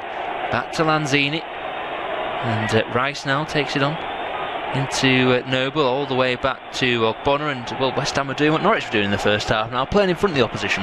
Yeah, I mean, they're struggling to break down this Norwich defence at the moment. There's not a great deal of gaps being offered as the long ball by Masuaku is trying to find Anderson. There could be an opportunity here for West Ham to finally get forward, but that's what they've sort of resorted to, just going for a long ball over the defence to try and create a form of gap, because at the moment going through them just isn't working. Yes, as Masuaku going away now, down the line, he finds Noble, Anderson, into Lanzini. Lanzini darts, gets past the man, he's still going, looks to play a ball to no one. Again, a bit like that opportunity in the first half where he was just too close to Haller and probably should have had a shot himself. Yeah, it did so well to create that gap and get in between both Tribal and Leitner and get away and into a good position. He tries to play in Haller, who's never really making that run in order to offer that assistance, but so going for goal from that position would have been the best idea, because if you force keeper into a save, who knows, he might spill it, it might go out for a corner kick. Just try testing the goalkeeper, get some shots on goal, because at the moment it's far too easy to defend against for Norwich. Yeah, one little drop of the shoulder, he's took pretty much all the Norwich defence out of the game, but no one really read it. Maybe he could take it on himself next time, the little Argentine. Signed that new contract this week. Yesterday, in fact, Trezeguet has been sent off for Aston Villa. Still goalless between themselves and Crystal Palace. That's Selhurst Park. Big blow to the Villains, though. Got that win last weekend.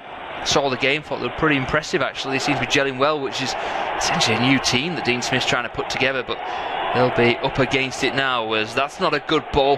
Back to Ogbonna. Ogbonna just gets in ahead of Timu Pukki. It was either Declan Rice or Mark Noble who played it, but it was a poor one, and West Ham under a bit of pressure. Ogbonna wrestling with Pukki. Pukki just has enough to hold him off at the moment.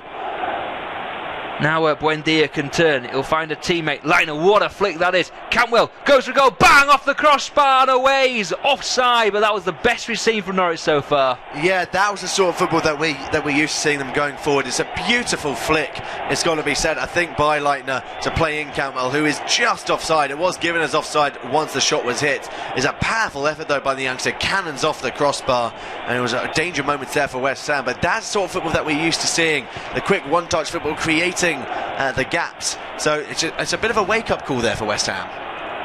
Again, like the first half, this second half's in fits and starts really between West Ham and Norwich. The Hammers still leading 1-0 thanks to Sebastian Haller's earlier goal, but we just seen a good chance for Norwich. It turned out that Todd Cantwell was offside, but he has been the busiest of the four attacking players for the Canaries. He just found a bit of space and smashed it onto the crossbar. Lucas Fabianski would have had absolutely no chance. However, like I say, the flag did go up the other end. West Ham have been industrious, but not really pulling the trigger when they should have. Manuel Lanzini's been the guiltiest of all those. We've seen Sebastian Haller just have a shot as well, blocked out for a throw-in. West Ham still leading 1-0. Chance for West Ham on this right-hand side. Yarmolenko skipping inside the box, laying it off towards Declan Rice. Takes a big deflection there off of, I believe it's Leitner that had got across to get the block in. It will go out of play for a corner kick. It was actually Manuel Lanzini who was getting that bit of gaps on the right-hand side, putting in what was a dangerous ball in. I think Haller's effort that was blocked by Amadou maybe just took slightly too long in getting the ball out of his feet. So it is going to be a corner kick. There was another goal in the Premier League to tell you about. Sheffield United have pulled one back against Chelsea. Callum Robinson getting the goal in that one. The corner kick is taken short and quickly. Fredericks with the ball in towards the back post. Yarmolenko goes for goal, cannons off the post. It's inches away from a second for West Ham United and is cleared away by Norwich. The possession is still with West Ham, with Felipe Anderson coming forward. He's trying to play in Yarmolenko. Well watched there by Jamal Lewis, and Norwich can finally clear the lines. That's a brilliant effort though there by the Ukrainian. Yeah, he called that so well. Didn't have too many options, he just had to put his foot through it, and he did. Yarmolenko now gets through the ball to Lanzini, again overplayed. Then Yarmolenko, it's into the net. Are they going to check this for offside? He looked like he could have been offside earlier in that situation. I can tell you this is a sign of the times. They've not changed the score yet, but the goal's flashing on and off. Maybe they're going to check this. Did he come from an offside situation there, Will? I don't think he did. Well, if he did, he's going to have egg on his face because he's celebrating pretty enthusiastically, as you'd imagine. But he's just had that effort off the post, and then that was just pure opportunism, wasn't it? Just looping it over the goalkeeper. Ball watching really by the Norwich defence, and 2-0 to West Ham. Yeah, it's poor defending there by Norwich. Yarmolenko's done really well to get a bit of a gap. He released it well towards Noble. I think he does get onto an onside position. It is an onside position. It's absolutely fine from Yarmolenko. They just weren't alert to the second ball, and it's a simple tap-in really. Tim Krul gets nowhere near it. I don't think he's expecting the ball to rebound to Yarmolenko in the way it did. It's quick thinking by the Ukrainian, and it's a brilliant finish as well. 2-0, and that might be the game set and done. West Ham now 2-0 up. Norwich were starting to find a bit of form, but just as that happened, West Ham have gone 2-0 to the good. Yarmolenko seconds ago smashed against the upright. However, he's just got a goal. Really clever play by the Ukrainian. The Norwich defence went to sleep. Yarmolenko danced down the right hand side, found Mark Noble, who prodded it across. It deflected up into the air, but no one had followed Yarmolenko from his initial run, and there he was, the Ukrainian, unmarked. He just looped it over goalkeeper Tim Krul. No chance for the Dutchman. Ball watching by the Norwich defence, and they now are 2-0 down. There's also a third goal to tell you about at the Etihad Stadium. Sergio Aguero's got his second of the game, so it is now Manchester City 3, Brighton 0, and you have a feeling that might be all 3 points going to the citizens. Now with Godfrey, he finds Tribal, moving it to the left hand side where Aarons is waiting. He puts the ball in towards Teemu Pukki, and that's going to be safely gathered by Lucas Fabianski, who will just take his time in releasing possession, just making sure his defence gets out and he can go long and clear his lines. He does go quite some distance. It's actually gone all the way past his teammates and past the defence, back to the opposing goalkeeper Tim Krul. So Norwich can come forward themselves. I mean, if they are going to get back into Norwich, what do they need to do to break down this West Ham team? Well, looking at the bench, could they make a change? It's a bit much of a muchness, really. Maybe Josip Drmic would be the man to come on. Limited exposure so far, the Swiss following his summer move, but I think they might have to go one extra body up front and just try and pile a bit of pressure on West Ham at the moment, because they're going to sit deep and try and hit them on the break like they're going to try and do now. Haller's touched his Paul though, but he does rescue it and finds Yarmolenko just inside Norwich territory, wide on the right hand side. Forward run by Fredericks, not found by Haller, and it's got a real nice open feel to it now, the game, as Leitner gives the ball away, well read by Diop. Tribal can't intercept. Now Anderson, cool as you like, just skips past a couple of defenders. Eventually he'll maybe work it to Fredericks. He's still going himself. Tribal though got back and made a good challenge there. It may have been Stiepermann even so. Good play by the Norwich defence. Now Lewis down the left hand side, little Cruyff turn inside Fredericks, and then the Buendia tried to play the return ball, but Lewis had been held up. Will be a free kick to the Canaries. A yellow card as well to a West Ham player, Ryan Fredericks. Not a stranger to the referee's notebook, the 26-year-old. He'll get that yellow card. Of course, Haller avoided a caution in the first half, so Fredericks is the first man in the book as Norwich take a quick free kick wide on the left hand side, once again resisting the urge to put the ball into the box. Lewis has got a bit of space, 1-on-1 with Diop. Diop goes in, makes the diving challenge, wasn't the most convincing, but it will be a corner kick from the far side. Need a good delivery here, they need something. Norwich trailing 2-0 in the game at the London Stadium. It's independent off-tube studio commentary, and we're ticking towards the hour mark. Buendia in swinging cross is a poor one, doesn't meet the first man. However, it falls to Stiepermann, gets the shot away after, a couple of opportunities really. It was blocked initially, then got the shot away with his right foot, didn't quite beat the man, blocked, and then it's going to be a West Ham throwing down the right hand side, just inside Norwich territory. That's what they need to do. It was a poor ball in by Buendia, but West Ham are so shaky from set pieces and balls into the box. I think it's go back to the basics really, Norwich here. Yeah, it really is. I mean, Stephen had a couple of bites of the cherry there, just couldn't get the ball out of his feet, and I think it was just a cluster of people in front of him that he just could not find a way past. In the end, about the third time of asking, Declan Rice managed to get the ball away. But we've said before that this West Ham defence is very fragile. There's plenty of opportunities for attacking chances against this West Ham team. As long as they keep creating them at Norwich, they will eventually surely break through, and they're on the attack again down this right-hand side. Yeah, Aaron's down the right-hand side, dinks it towards the back post. It's a nothing ball, really. It was, I think he was caught in two minds whether to whip it across or just lift it towards the back post. Didn't either in the end. And it was a floating ball straight into the hands of Fabianski. Catching practice more than anything. Here is Noble. So another good game in the heart of the midfield. Declan Rice and acres of space. Got Mazuaku and Anderson to his left. Anderson on the halfway line. Mazuaku just drifts past him, giving him the option. Lanzini gives it to Mazuaku now, and back to Lanzini. He can have a bit of a run, goes inside line, and well read though by the German midfield player. And to Cantwell, 1-2 between those two. No sign of a subs really from Norwich at the moment, as Pookie beats the offside trap. Wrong side of Ogbonna. He'll keep the ball and try and work it back to Cantwell, but Ogbonna just does enough, gets a foot in there, and it falls to Mazuaku. Anderson's going to try and go past a couple of challenges, but I don't think Aarons is having any of that. Maybe a bit of frustration. Yellow card, both right backs in the book. That was one of those cases of you've had a few goes at me now, and I'm going to take my chance, I think. Yeah, I think it's just a bit of frustration. I mean, it sort of swipes on the back of the leg of Felipe Anderson after he gets past him there. It's an unnecessary tackle by the fullback, and I think you're right, it is frustration from Max Aaron. So he's going to the referee's notebook, definitely a yellow card. He's now going to be walking on a tightrope for the remainder of the game. Yeah, the 19-year-old in the book then, joining Ryan Fraser. A decent game, actually. Aaron's, so is Lewis. They've been the best players for me for Norwich. They've both given plenty of width, and whereas others have kind of shied away from the task. Maybe they've got involved. Advantage being played here to West Ham. Noble, he'll find Anderson. Mazuaku's overlapping down the left hand side.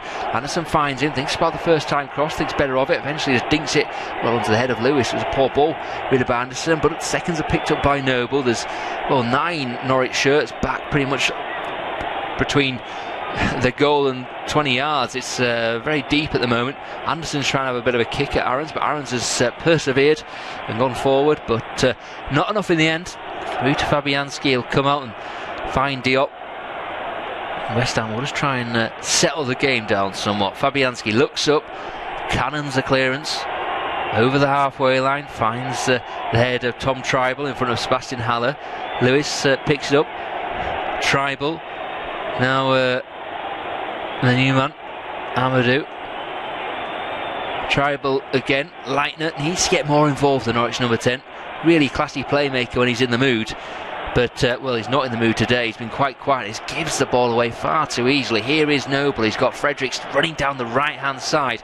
Anderson to his left, finds Fredericks in the box. Ryan Fredericks looks for Noble again. It's behind him, went through his legs, deflected more than anything.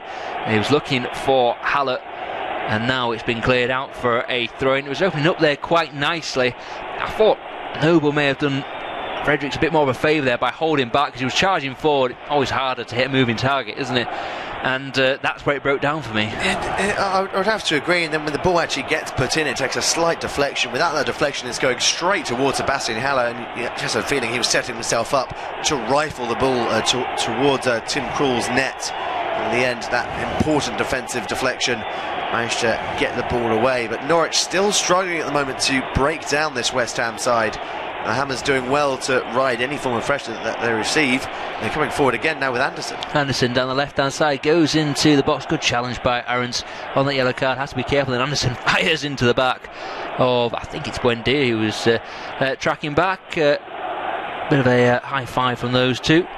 No hard feelings in the end. Worked hard today, Anderson, as is Buendia. Going the wrong way though as far as the Argentine is concerned though. Throwing them to Norwich, deep in their own territory, right in the right back area. Max Aarons is calling for options, goes down the line, and it's out again off Noble. Aarons takes it again. Mazuaku will get a foot round Stiepermann, but nothing more than that. Another throw-in. And well, Norwich making steady progress up the right hand side, but nothing too significant.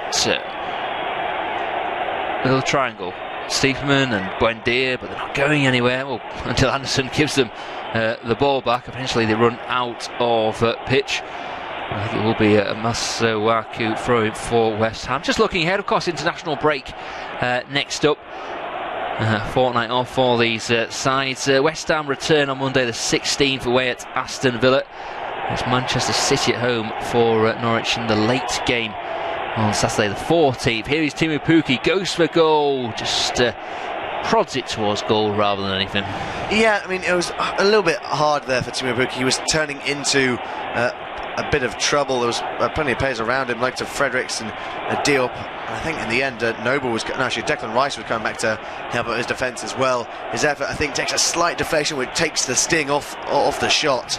And Fabianski makes a simple save, even if there isn't a deflection, it's going right down the keeper's throat anyway, so he should save it, maybe not hold on to it, but it should still be a simple stop for the West Ham goalkeeper. But Norwich are looking to come forward again now with Stiepermann, so possibly a little bit of wind in their sails now. Yeah, Cantwell is inside left position, charging at the defence. Got an overlapping run, doesn't do anything really, Cantwell. Then he fouls Mark Noble, who is back there. Again, a bit like Fredericks and the Noble situation. Cantwell is wanting to give it to Lewis, and Lewis kind of like runs round him rather than wide of him, so he doesn't have the space to knock the ball into. Yeah, they're just very cramped in that position. There's just not enough space to really utilise. So in the end, it was always going to be that Cantwell had to cut back, and he turns back into trouble and can't do anything from it. So it's a real waste of what was another good opportunity. Just getting a replay again of the Yarmolenko goal. It's such quick thinking because Tim Krul is completely off position there. It's a brilliant volleyed finish by the Ukrainian, who really needed that after such a long spell out on the sidelines. So I'm looking to come forward now with Yarmolenko, who's found Fredericks, who twists and turns, trying to find a bit of space, puts it into the box, and I think Tim Krul actually gets a fingertip to that. I'm not sure if it's a shot or a cross that Fredericks was trying to do. Either way, it forced Tim Krul into a bit of action there. Yeah, it did. He wasn't quite sure what he was doing there, Tim Krul. Yeah, corner kick. Fredericks has looked bright in stages down the right hand side, but still not the finished article, you feel.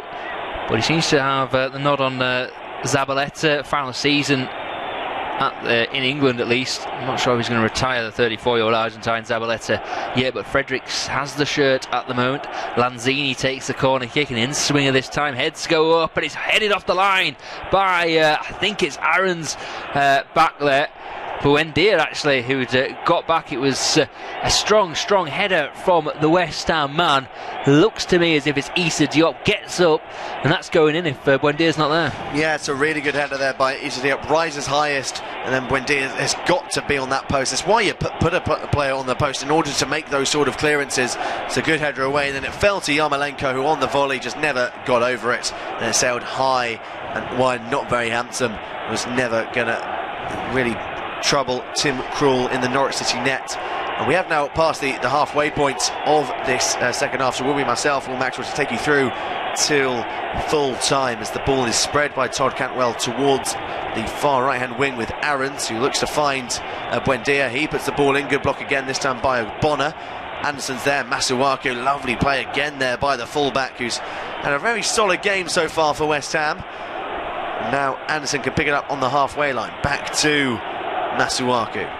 He looks to play in Noble. Noble now finding Declan Rice, who's got time just to play it to Fredericks. They're slowing down the pace at the moment, West Ham, with Issa Diop. He goes back to Rice, Ogbonna, and now Masuaku on the left hand side might look to drive at this Norwich City defence. Plays it to Anderson, who's happy to go backwards to find Lanzini, who gets away from Leitner. Masuaku back to the Argentine. Lanzini's being hustled and harried. There's a good bit of play there by Moritz Leitner to win the throw-in. I'm not sure exactly if it's going to be it looks like it's going to be a substitution for West Ham. It's the second goal scorer, Andrei Yarmolenko, who is coming off. Who's had a solid game, bar a couple of simulation or diving incidents that maybe would be best for his character, but he has played a solid shift all the same. Has been influential in this game going forward, and of course he has got his name on the score sheet as well. Just waiting to see exactly who it is that's coming on to replace him. I'd imagine it's going to be a Robert Snodgrass, and it is going to be that number 11 Robert Snodgrass who comes on to replace him. So obviously a man who doesn't have the same skill level as Andrei Yarmolenko in regards to dribbling ability, but you probably feel that there's probably going to be more crosses put into the box. Yeah, you think so? Snodgrass, like you say, is not as dynamic as Yarmolenko, but no, never will question his attitude. Really works hard for the team. Snodgrass, former Norwich player as well, so he'll have a bit of extra motivation to make it count. But maybe signs that, well, Yarmolenko is not 100% yet, but also maybe a sign that Manuel Pellegrini's pretty happy with what he's got. He's kind of shut up the shop a bit more. Ball has found its way back to Max Aarons. Well, I think there's been a collision, so it will be a free kick. It looks like it's Tom Tribal that's gone down. I think collision between himself and Mark Noble. Good news for people that will be watching a match of the day tonight, as there's not going to be a goal escape for the free kick. Crystal Palace has finally broken the deadlock against Aston Villa, the 10-man Aston Villa. It's Jordan Ayew who has got his name on the score sheet for the Eagles. It's now Crystal Palace 1, Aston Villa 0. Tom Tribal is still receiving treatment from the Norwich physios. Looks like he will be okay to continue. He's being helped up onto his feet as the West Ham United players take on some water and some hydration in order to keep their energy. And Fark painting a frustrated figure on the touchline, and I don't think he'll be very happy with what he's seen from his team so far. Yeah, they've just been a bit sedate, haven't they, really? Maybe it's... I found it was strange in the midweek, actually. He said, I don't like making changes. They made 11, and maybe a few players will have appreciated the rest, but maybe just having that week off. It's always tough adapting to the Premier League. It's so intense, and maybe Farker thought that give his players a week off, they'll have a bit more rest, they'll be fresher for this game, the bread and butter and all those kind of things. Staying up is the priority for the season, but they've not played with the same continuity they did in that 3-2 defeat to Chelsea, and it just lacks spark all over the field. They really do. There's been another goal to tell you about. Leicester are now 3-1 up against Bournemouth. Jamie Vardy getting his second of the game in that one, as Anderson comes forward for West Ham. Haller, lovely bit of play there by Haller to backheel and find Anderson. There's a 2-on-2 situation, has supported Snodgrass on the far side. Ted lays it off to Mark Noble, who's giving support. Noble now finds Snodgrass. He'll have to try and get a little bit of space if he's going to whip it in. He tries to get away from Aarons, but it was good doubling up there by Tom Tribal to break down the attack. And now here comes Cantwell. He tries to find Pukki, but West Ham win it straight back. It's a Diop there with the interception. Noble finding Snodgrass. Back to Mark Noble. Now Snodgrass finds Haller. A little bit of space for him. He'll find the Scottish winger Snodgrass again. Fredericks cutting inside before he is dispossessed by Leitner. And then a bit of sloppy play in the end is well won back by Tribal. And now here comes Jamal Lewis getting away from Snodgrass, who was coming back trying to get a foot in. He's fouled his man in the process, and I think that's a Stonewall yellow card as well. Still West Ham on top, leading 2-0. The game has gone into a bit of a lull. West Ham had a decent chance, though. A header by Issa Diop from a corner kick. He got up above everyone, powered it down. It was good athleticism, really, by the Frenchman, but Emi Buendia was well placed on the Norwich post to play away. Timo Pukki's got 5 goals this season, but he struggled to get into this game. We just seen him at his first real dart. He went past a couple of would-be defenders, then had a shot. He was deflected straight into the hands of Lucas Fabianski, but that pretty much sums up Norwich's afternoon so far. Just lacked a bit of spark, what we've seen from them so far, and it remains West Ham 2, Norwich 0. Cantwell in possession for Norwich, spreading it to the far side for Lewis to try and make some waves, as Pukki then loses out to Issa Diop. Fredericks is there to make the clearance. He'll find Sebastian Haller, who just can't quite play it towards Diop. I think he's actually coming back from an offside position there. So we brought back for a free kick for the away side. We've played 75 minutes of the mandatory 90, so 15 plus any added on time for stoppages in this one. As now here comes Tribal. He finds Cantwell. Cantwell loses out to Noble. Now with Leitner. Now here comes Lewis, twists and turns, gets away from Snodgrass as well. Lovely play there by Jamal Lewis. Dangerous ball in as well. Fabianski gets a fingertip to it. Still an opportunity though with Max Aarons. He goes for goal. In the end, it's a good block by Masuaku to turn it away for a corner. Yeah, again, a ball across the West Ham goal, and they're at 6s and 7s at the back. Lewis again just got past his man, just drops the shoulder. I think neither Fredericks or Snodgrass can tackle him because on those yellow cards, he whips a good ball in. Fabianski's not confident at all.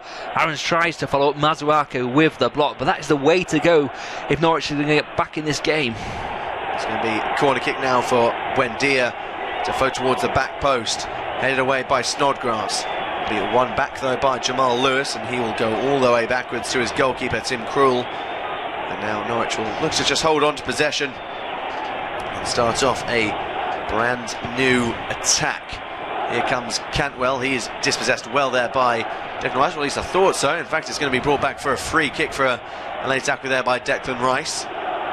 No, again, they've just taken it quickly, not wanting to put the ball into the box, and a sloppy pass from Buendia takes the ball out of play for a throw-in. I mean, maybe they need to sort of get rid of their aversion to lobbing it into the box, because at the moment they're wasting those free kick opportunities. Yeah, it looks like Kenny McLean's going to come on for the visitors. Maybe a double swap with Jesse Drimic as well. But it's that fine balance, I suppose, for newly promoted sides. We've seen that Sheffield United have tweaked their style somewhat. Mark Duffy was the main man last season, but barely plays. He's gone out on loan to Stoke.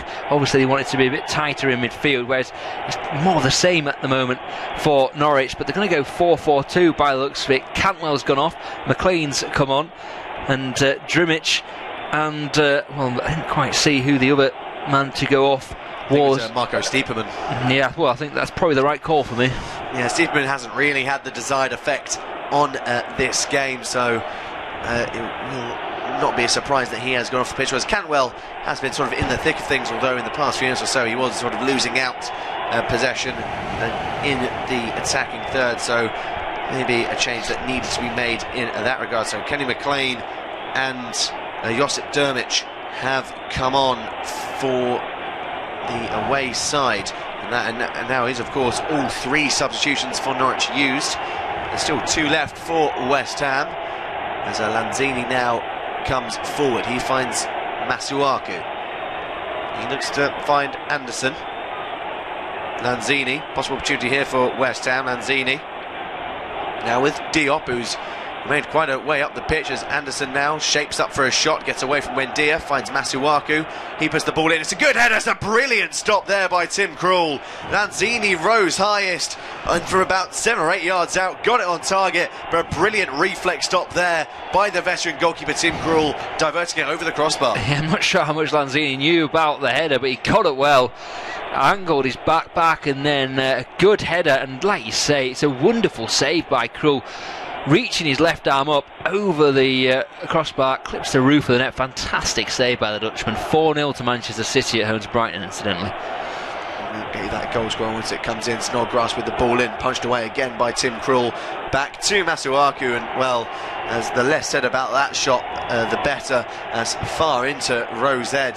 Like I say, it was Bernardo Silva that's got the fourth goal for Manchester City. Let's get another replay of that now.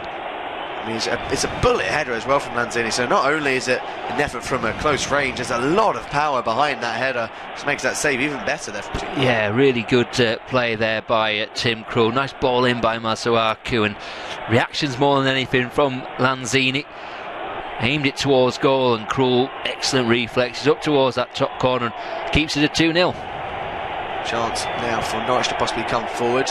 Good little turn there by Buendia. He tries to play it through towards Josip Drmic, but it was just cut out. Now Anson looks to come forward. He shrugs off Tom Tribal. This could be an opportunity here for West Ham. Snodgrass trying to take on Jamal Lewis. He's being doubled up on now. Anson goes for goal. Another good save there by Krul. Still an opportunity. Haller, another stop by Tim Krul. A great double save. Haller, if he looked up, possibly could have seen Manuel Lanzini in a better position, who could have tapped into an empty net, but he went for goal from close range. It's another great bit of goalkeeping there by the Norwich man. Yeah, good goalkeeping. I think that Haller might have thought it was offside. The way he was kind of sauntered to the ball rather than sprinted to it. He wasn't offside, and another corner kick. This is another set piece for the Hammers.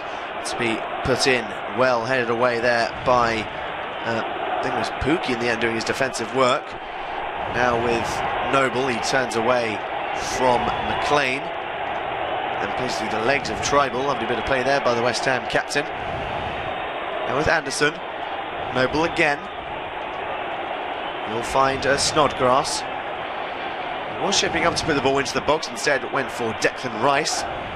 Now here comes Lanzini. He's being held up well there by Aarons before finding, I think it was Fredericks in the end who went for goal from quite a distance. That was actually a Felipe Anderson who went for goal from around 30-35 yards. There's a real waste there. They just needed to keep possession. They would have worked at another goal-scoring opportunity. And there's a real waste of a good chance there from Felipe Anderson. Yeah, it was. Seeing that effort, the more recent, or the last effort, sorry, where he just tries to angle into that bottom corner. Well saved by Tim Krul, getting down low to his left-hand side. But he said Fredericks. I thought it was Fredericks as well at first. I don't think he would have dared take a shot on in case that happened. And Anderson, a player we expect so much from, totally fluffed his lines. Yes, now with Norwich City possession in McLean, he finds Godfrey, a couple of 1-2s there to find Leitner. Plays it through to Dermich. It's being held up well there by Ogbonna. Dermich will keep possession though for Norwich. Lays it off to Aarons, being marshalled by Diop, who wants to try and shepherd this towards a corner flag. Now finds Lanzini, turns away from Buendia, and then Diop plays it well off of Buendia to win a goal kick for a side. That's really clever play there by the West Ham players in order to get away from what was a nervous situation. And now it will be a goal kick for the home side. I think Issa Diop is just having a couple of words with the referee and Josip Dermich at the moment. Not sure exactly the reason for it. It's actually going to be a throw-in by the looks of things for West Ham. I was certain that was going out of play for a goal kick, but alas, it is going to be a throw for West Ham. There's been the exact same number of passes for both sides instantly, 418 for both. Interesting stat. Clearly West Ham have made the better use of it, as Anderson's being shepherded by three players. It's a brilliant play though by Anderson, and they could be in for a third here. Sebastian Haller is being watched by Godfrey, and Lewis goes down. Another tackle by Leitner. No penalty given by the referee. It will continue with a play with Norwich. Haller was adamant that he was fouled for the penalty. He had Snodgrass over on the right hand side. He could have gone for goal. In the end, nothing given. Was it a penalty for you? I'd like to see a replay of it. But I think the chance was there. You mentioned Snodgrass in acres of space. I think they needed to roll the ball over to him, and because you got to fancy it being 3-0. I'd like to see a replay though, because Hallett was good skill to get between the two defenders. Then he went down. My initial instinct was it was a penalty, but Paul Tierney was adamant it wasn't. Yeah, we're going to really have to see a replay of that. We haven't seen anything as of yet, but West Ham come forward again now. Felipe Anderson being watched by Godfrey, has support in Haller, and he's got an overlapping run as well. Here is West Ham, chance for a third, and Tim Krul with another big save. I think it was Snodgrass coming in on the overlap. Went for goal. It was right at the goalkeeper, to be fair, but he had to shut his legs quickly to make sure it wasn't 3-0. Yeah, he goes low and hard, doesn't he, Snodgrass? It's a good save by Tim Krul. They're struggling at the moment, Norwich, too many open space. Seeing that Haller again, he goes down. I don't know how that's not a penalty. Tribals takes him out. It's poor decisions, really. Tierney's, the referee, is behind it. He goes between the two defenders, and Tribal tries to play the ball and just connects with Haller's knee. I mean, you can understand maybe that the referee not giving it, but VAR not coming back to it is an absolutely baffling decision, and that will likely be one talked about this weekend. Mark Noble is being replaced. It's like it's going to be a Carlos Sanchez that comes on to replace him. He's had a solid game again as well, the West Ham captain. So the Colombian Carlos Sanchez does replace him. I think there's currently holding up the corner kick being taken. He's a strong, imposing figure in the centre of the park is Carlos Sanchez, obviously the former Aston Villa man. As the corner kick is taken, punched away well by Tim Krul. Sanchez gets his first touch with the header to Anderson. A couple of keepy ups in order to keep possession before finding Lanzini. Back to Felipe Anderson. Sanchez now. He plays a 1-2 with Anderson. Being watched by Leitner. That's a beautiful ball by Anderson to find Lanzini. He skips away from one. Will go for goal. Big block there by Ben Godfrey. He'll go as far as Snodgrass. It's good attacking play this by West Ham. Fredericks on the overlap. He chips it in towards Issa Diop, and again it's another save by Tim Krul. Well positioned, the Norwich City goalkeeper. It was straight down his throat again. And his long ball trying to release the run, I think, of Kenny McLean on the left hand side. That will go all out of play for a goal kick to West Ham United. It's another good save there for Tim Krul. Into the final stages of the game at the London Stadium. West Ham 2, Norwich 0. It's all West Ham at the moment. Norwich have made a couple of subs, Drummich and McLean coming on, but they look a tired team at the moment. You feel the international break can't come quickly enough for them. Both Issa Diop, he's had 2 headers actually cleared off the line, saved by Tim Krul. One of them, Emi Buendia, the block. The other, Manuel Lanzini's also had one off the line, a fantastic save by Tim Krul, who also saved well from Felipe Anderson. West Ham really should have had a penalty as well. Sebastian Haller drifted into the box, went between 2 defenders, and Tom Tribal just took him out. Referee Paul Tierney not interested though, and the Hammers still lead 2-0. Here comes Buendia for Norwich City. He looks to find, I think it's McLean. By the looks of things, we have got another goal, and this could be a shock on the cards here. Sheffield United have equalised against Chelsea. It's now Chelsea 2, Sheffield United 2. Will get the goal scorer once it comes in. That could be a real shock result for the weekend as Norwich come forward. No offside flag given, I think. And then as the effort has come in by Josip Drmic goes wide. I'm not sure if it hit the post. Offside now has finally been given. We'll have to see how close that decision was. It's quite a way offside, around a yard or so. The fact he didn't even manage to finish the shot off isn't great by his standards, Josip Drmic. So it's going to be a free kick for the home side. They're around 87 minutes now of this game. Looks like we're seeing possibly the final substitution for West Ham, and it's going to be probably the most influential player on the pitch on the day. Felipe Anderson is being replaced. Yet to see who it is that comes on. I would imagine it would be Pablo Fornals. As confirmed, was an own goal that equalised it. It was Kurt Zuma, and it is going to be Pablo Fornals that comes on. What have you made of Anderson's game today? He's had a good game. He's been influential going forward.